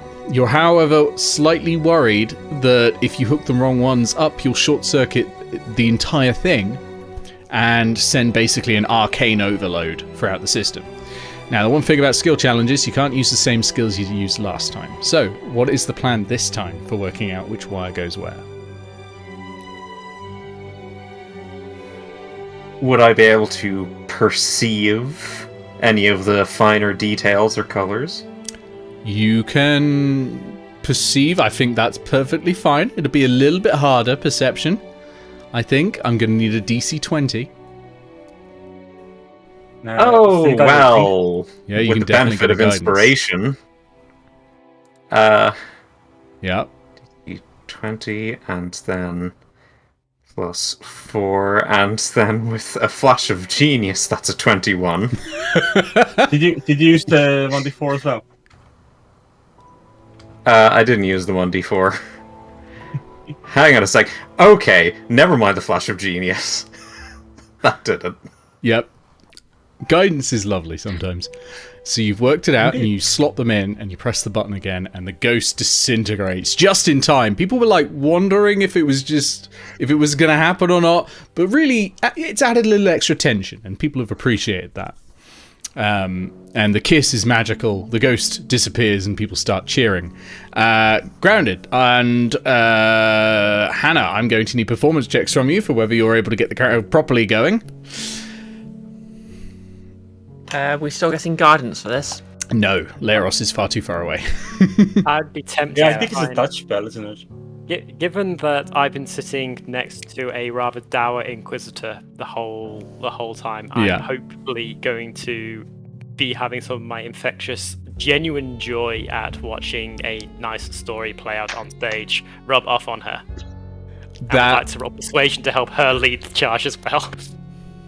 Go on then. Yeah, I'm going to tell you right now, the DC is going to be very high, but it's possible. It's possible. It's the choice between having like 3 less on my dice roll is all.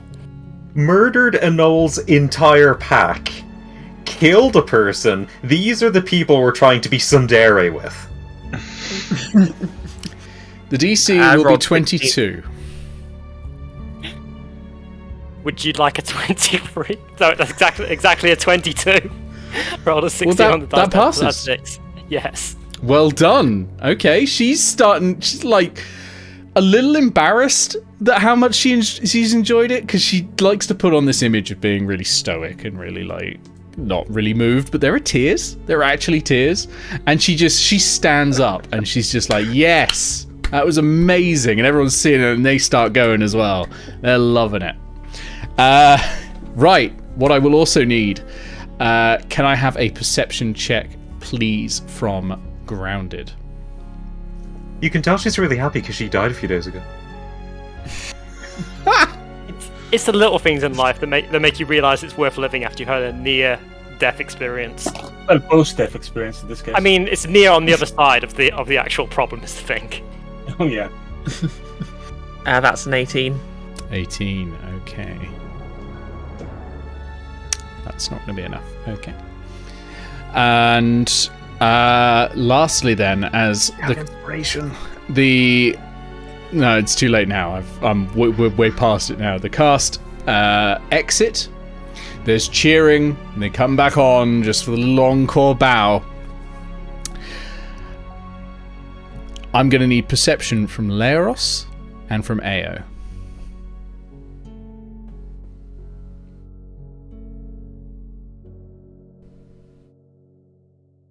Well, that's a natural 20 for a total of 21.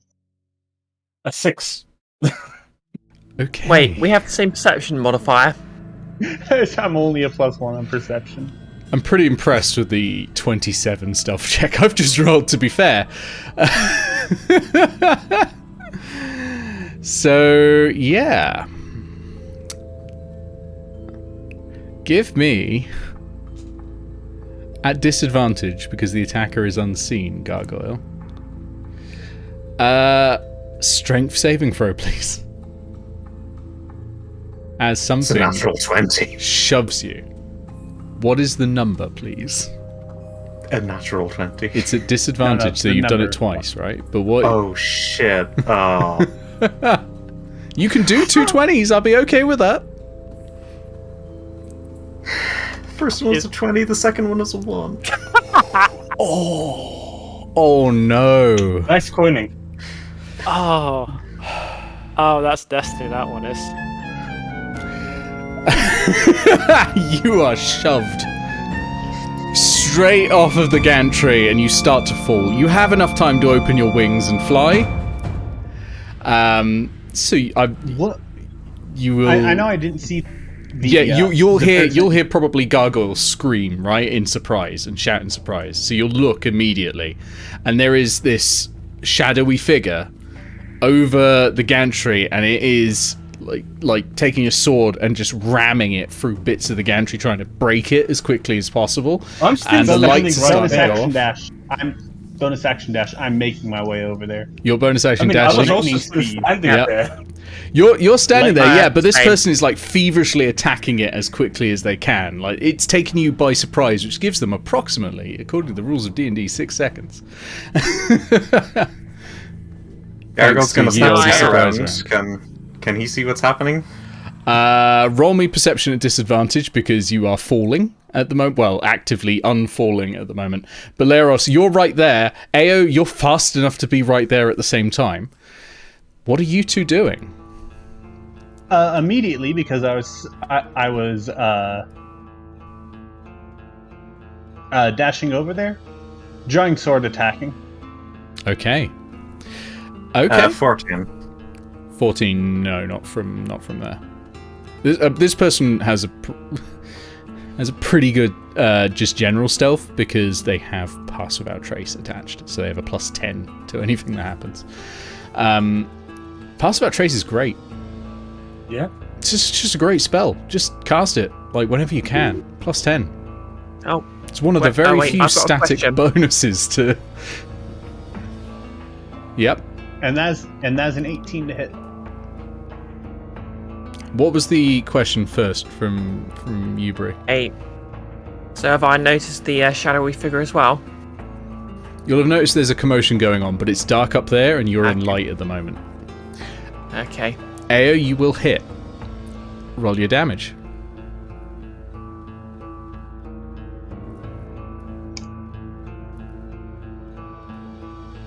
That is a 10. 10. Are you doing sneak attack or anything? Nope. Because you have an ally within 5 feet if you do want to. So, are you aiming to kill or knock out? Probably knockout. Okay. Dunk. The person just goes straight down, hits the head on the console, for a dramatic duel. drops to the ground, and then spins around and kicks at your legs. Oof. Which I'm going to take as a shove attempt, basically, but using this person's acrobatics versus your acrobatics or athletics. I'm assuming you're going to want acrobatics to dodge? Probably. That's a dog shit roll, so you're probably all right. They've rolled 16. 8. Yeah. So you're still standing. Their legs hit you as they spin round, but you're just fine. You jump back as you see him. Leros, what are you doing? Well, I'm not gonna spend my action to summon at the glaive, so I am going to pull a sword from my back. Sure. Did you have a sword on your back? Let's assume I did. Are you sure you took a sword here? I mean, I did. No one else seemed to have mentioned it. I'm going to say, I having mean, not Eao mentioned a did. weapon, you probably don't have a sword. Now, Eao did mention bringing a sword. Okay. Yeah, I did not mention bringing a weapon, so It is part of my Eldritch fancy Blast outfit. is. You've got hands. Like, you just grab someone. Like, claws and all that. You can do some damage. I mean, yes, but close to less damage than Eldritch Blast does. Well, Eldritch Blast is great, of course. Indeed. I'm not going to stop you using the Eldritch Blast. It's fantastic. It's 2 blasts now, isn't it? Yeah. Yes, indeed. Are you- It is no. going to be You've got no choice. non-lethal. No, you can't. Oh, you can't do spells? You can't with any ranged attack, actually. Or it's damage types. I always forget. I'm pretty sure it's only melee is the rule. Here we go. Hang on. Knocking a creature out. Yeah, melee attack. Has to be. In that case, I may want to reconsider. Do I have any fun melee attacks I can use? I should actually write down how much health this character's got left. So they've taken 10 points of damage, right? Eao is probably going to recommend to Leros to go fetch help. Eao can more than handle whoever this is. I will yell to Gargoyle to go get help, because Gargoyle is still in mid-flight. Has Has Gargoyle corrected his descent downwards. It'll be your turn in a sec, Gargoyle, don't worry. And you will have corrected and you will be able to fly off. That's just something characters with flying speeds can do, according to Xanathars. So, yeah. Yeah, I'm a little confused. Oh, there it is. It's not in my weapons list. Sure, I'll just go for a couple of close strikes. Okay, sure.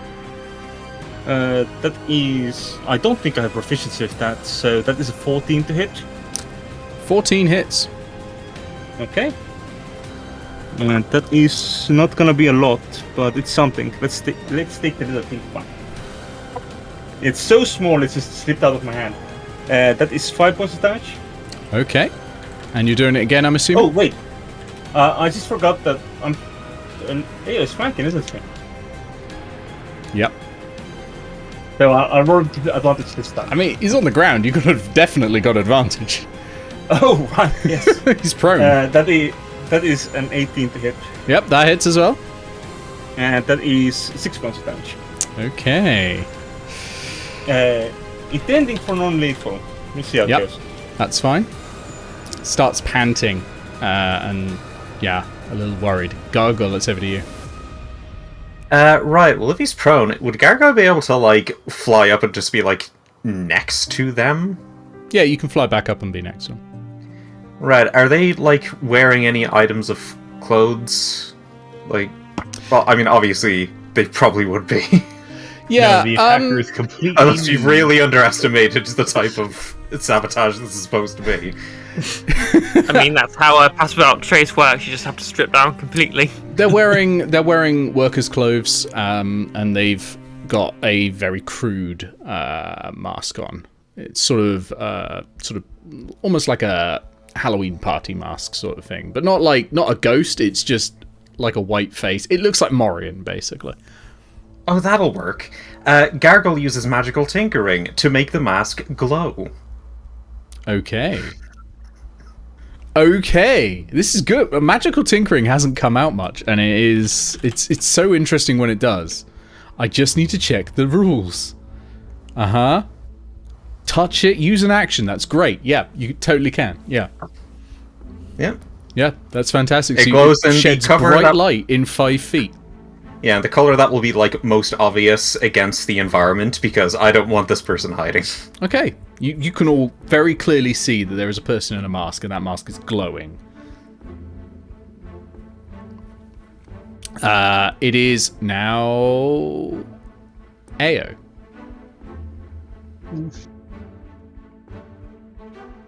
Okay.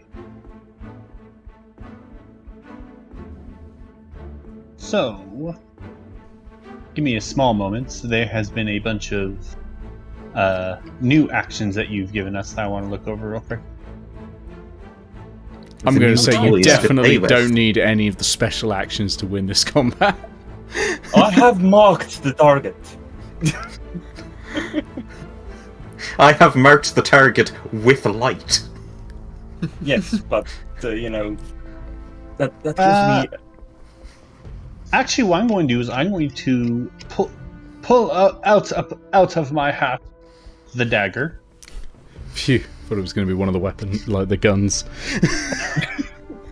No, That's great. It's going to be the mind orb. I'm going to activate the magic on the dagger, covering it in a thick, viscous poison. I'm going to point it at him and say, "Enough." Is that per short rest or until the next dawn? That is a good point. I may not be able to do that. Because you used it with the Oh, that's true. marine fight while you were standing outside. In that case, I'm probably just going to point my rapier at him and just say, "Enough." Okay. He looks But up at you. theatrically, enough. Roll intimidate, please. With advantage, I think. Because you've got the high ground. And I can. Yes. It's over. Okay, that is plus numbers. What's my intimidate at? 15.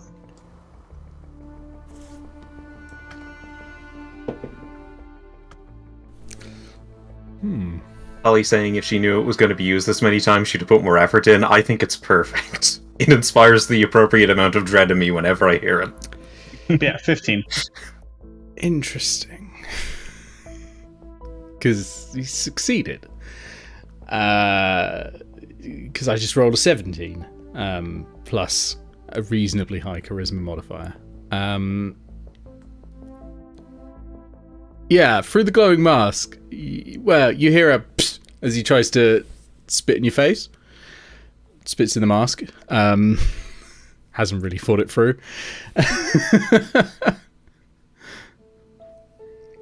That's his answer. Okay. Question. Question. Then he can't complain about this attack. It's about to happen. No, he can't. That is a 23 to hit. That hits. Roll damage. Are you rolling to knock out? Are you damaging to knock out or kill? Knockout. Okay.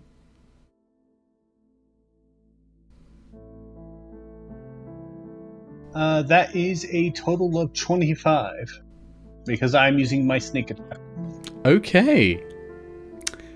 Just with the hilt of the sword, just into the face. Directly where the spit had hit the mask. While you are trying to knock out, I've got to warn you. You were very close to dealing massive damage and killing him anyway. He had 30 hit points in total, and he had 9 left. So just a little bit more would have been just dangerous then. But nope, you knock him out, unconscious, just like on the ground. And the cheering continues down below. While the audience cheers, Eao is going to kneel down and slowly take off the mask. It was Grounded's uncle who owns the amusement park. You take the mask off. I take off the mask. I gasp in horror as it's revealed to be Steve. Knew it. Steve.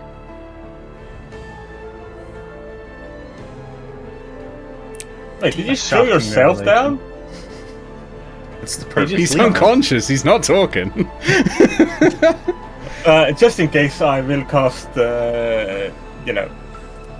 ye old spare the dying. Oh, he's not dying. He's just unconscious. Yeah. But yeah. Still. Okay, ye old wake up slap. I could also cast ye old wake up slap. In fairness, you could do that. That would wake him up. Otherwise, he won't wake up for at least an hour. Like, don't do it here. We gotta do the dramatic confrontation. Oh, yes. Is there a dramatic confrontation if you can't do a monologue explaining why? He can't. He can backstage with what everyone else can hear. Yes. Okay. Should I cast Featherfall? We push him backstage. I mean, we probably just carry him backstage. I love new magic. I want to show off, but okay. So the anti-magic zone below you don't cast Featherfall. Well, it's not at the backstage, is it? It's in the audience area. You're up in the gantry. You could, like, yeet him over the stage, because the stage still does have magic going on as part of the show. And from the gantry, you could absolutely throw someone in that direction, and it would be alright. I would also assume there'd be a way up to the gantry from backstage. Yeah, there's walkways going behind the stage that you could use. Alright, but will not drop the body.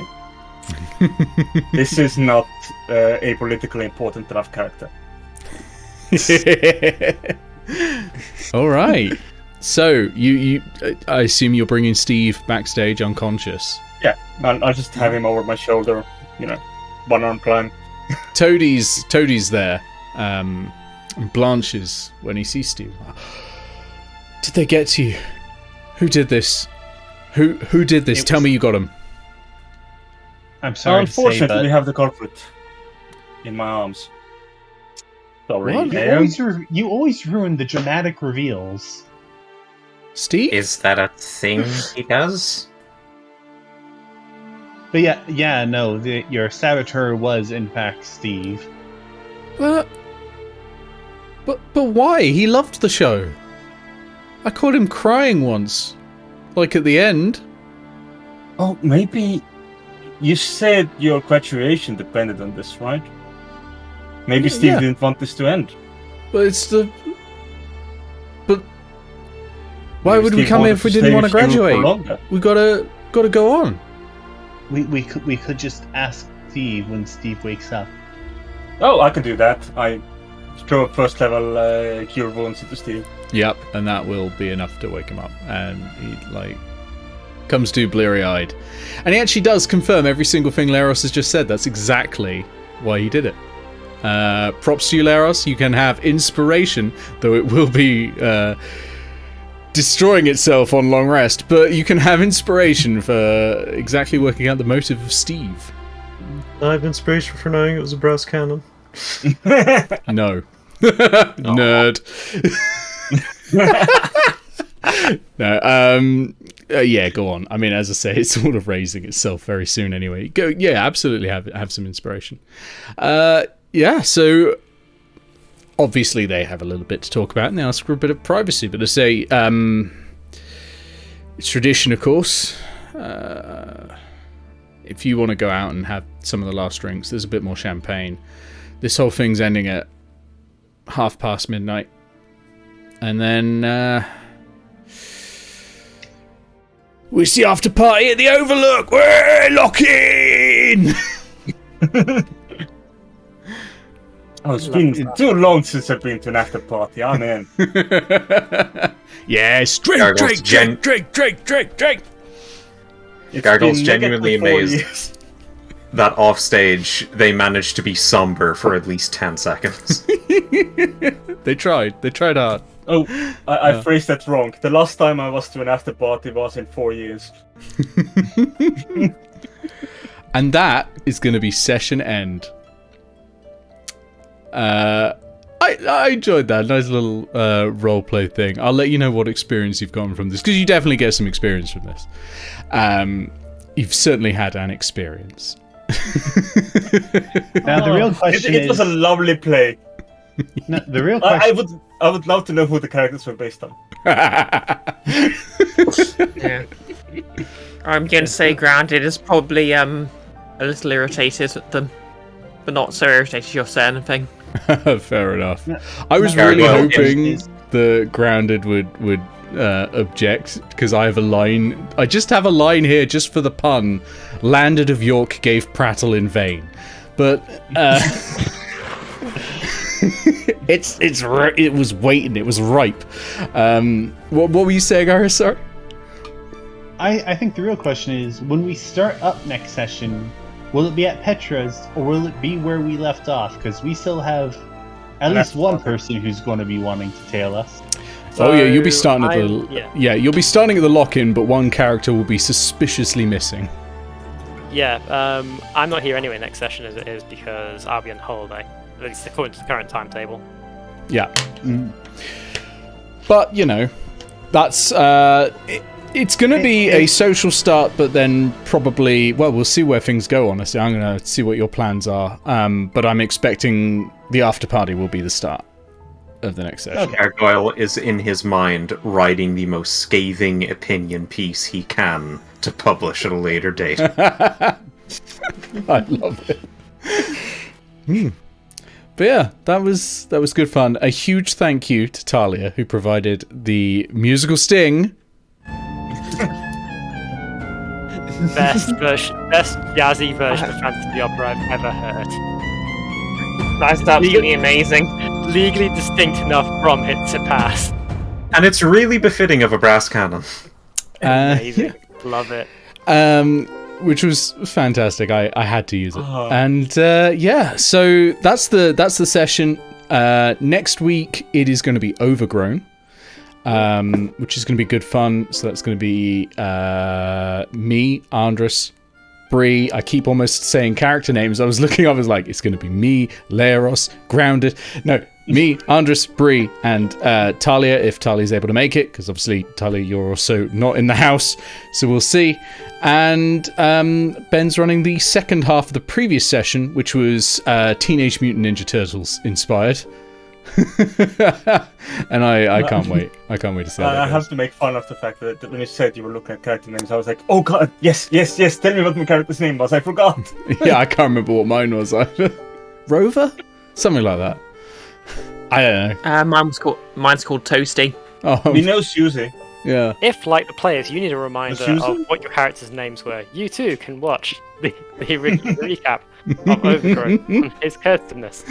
Oh yes. If you're as confused about the events happening here as Andrus is, you can watch the Guild of Icons backlog in a convenient playlist. Nick, put a there card a here for full the playlist. There is. There's free, actually, depending on which act you want to start on. 2 acts. Wait. There's also one that's just the entire Guild of Icons. There is one. Yeah, there's one that's the whole thing from the beginning. 65 videos we're at now, something like that. Wow. Some of them were when I chopped it into 30-minute segments to make it a little more palatable for people, but now it's just the full thing. But only 48 of them in Cantlore. Yeah, there have been a fair... there's been a fair few in Cantlore. I did expect this bit to be a full act, in fairness. This is fun. I thought I would quickly take a quick look, because Ben, who DMs the Overgrown games, occasionally does ad posts, and I just quickly looked it up, and I was like, yeah, that should have names. No, what we have is Nick plays this very eager sheepdog, and Andres plays this grumpy faced flying bloodborne, which is not a name. I'll find the names in the old video. Yeah. Anyway, Overgrowth next That's week, fine. and then Guild of Icons 2 weeks after that. Yep. And then after that, it will be the West Marches game, Session 0. So that'll be fun. Wow. Indeed. Yeah, and those who haven't that? signed up to it, there is a link in the thingy in the Discord. That's the word. In the Discord. The command's not going to work, is it? But there's a link in the Discord, in the West Marches channel, which is in the Guild of Icons. Go fill in a form. You can join the game. If you're watching this later as a VOD, you can't. Fuck off. Actually, you probably can. That's the whole thing about West Marches. You can probably just join it later. Come We're say having hi. fun without you. What are you gonna do? Anyway, that's time for me to mute you all while I say goodnight to everyone, and I'll be on in a bit to give you experience points. Bye-bye. All right, let us go. Hold on, I've got to mute the audio. Mute the audio. There we go. Let's go to the outro. Boom. I can press buttons. It's only my job. Also, ignore the time that'll appear right about now. I've only just realized it's still saying GMT. It's BST. Andres pointed that out yesterday, and I totally thought I'd replaced it here. I really did. I really did. But apparently I didn't. Anyway, thank you all for watching this. This has been really good fun. Remember to spay or neuter your politicians. And, see you next week for Overgrown. Thank you to these lovely people that will be popping up at the top left who have sponsored this. And if you want to do so, the link is on the bottom. Isn't that nice? I've done the professional shilling. Yeah, I think that's everything I have to say. Have a good night, everyone.